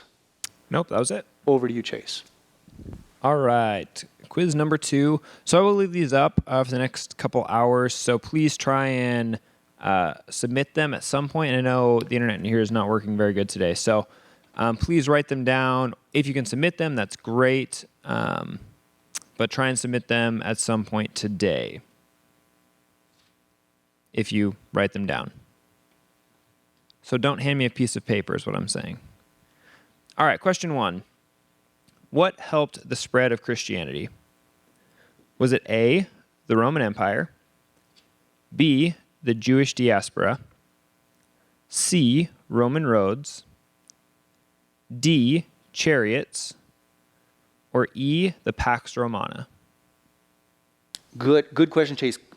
Chase, would you agree that I could add to the question, according to the class lecture, what was the primary reason for the spread of Christianity? Does that work? Yeah, that'd be fair. You can add anything you want, really. But I don't know what the right answer is necessarily.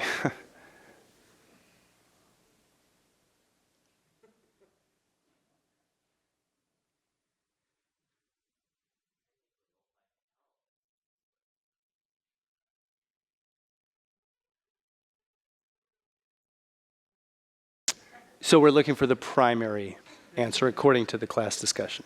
Yes. Good. Question 2. Where did John the Apostle go minister?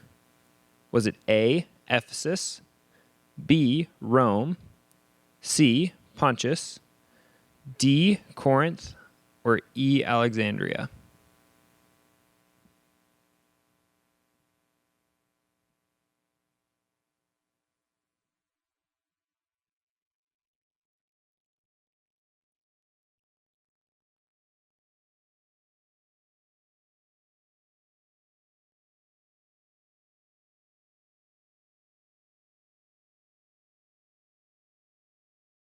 Excellent. All right, question 3.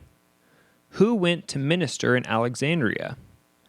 Was it A, Paul, B, James, C, John, D, John Mark, or E, Mary Magdalene?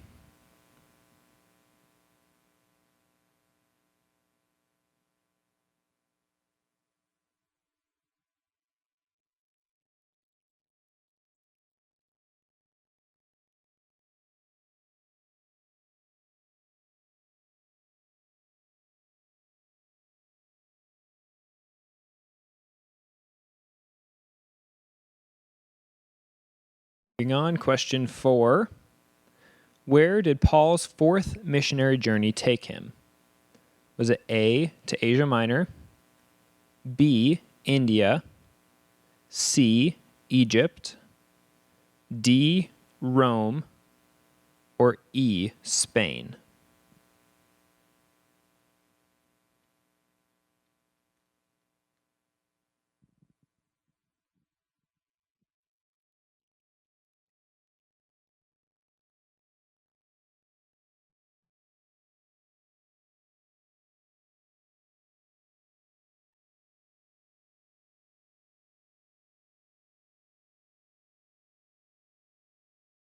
Question 5.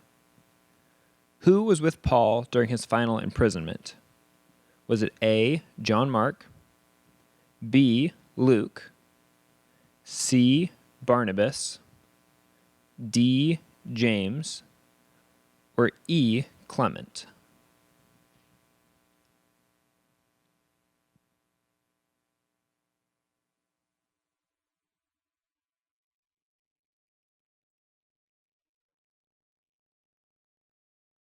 I'm sorry, Tim? Well,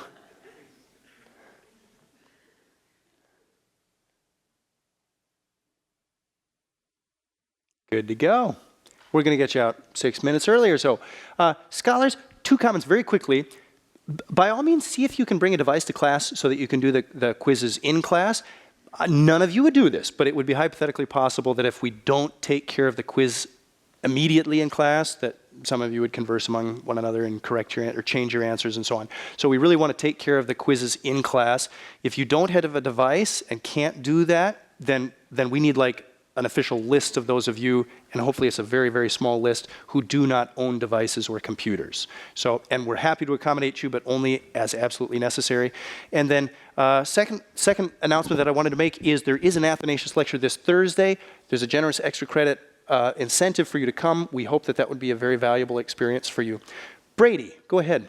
I know with the first quiz, just I think with the amount of people trying to submit it, at least a lot of people over here were having problems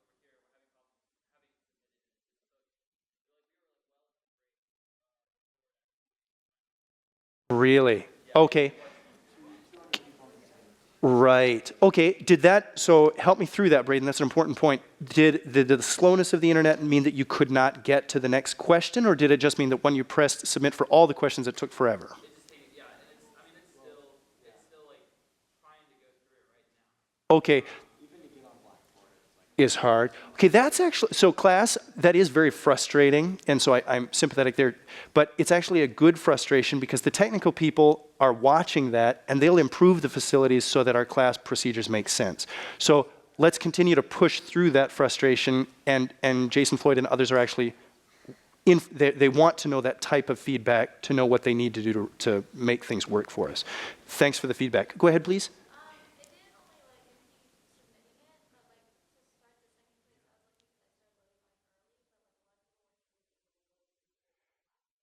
Got it.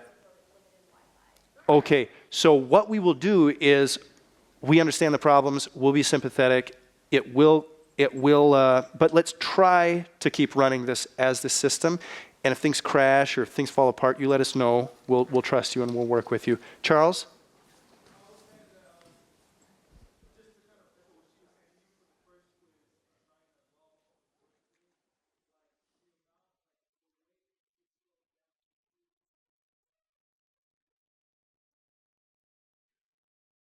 Really? Okay, so I hear another voice telling me this is a frustrating experience. Let's push through it as we can, and the technical people, over the course of a number of months, I trust will make this work better for us. Yes, sir? Can we see question 3 again? Why? Okay, quickly, let's go to question 3, and I'll be a strict disciplinarian next week. All right, thanks. We'll see you next week.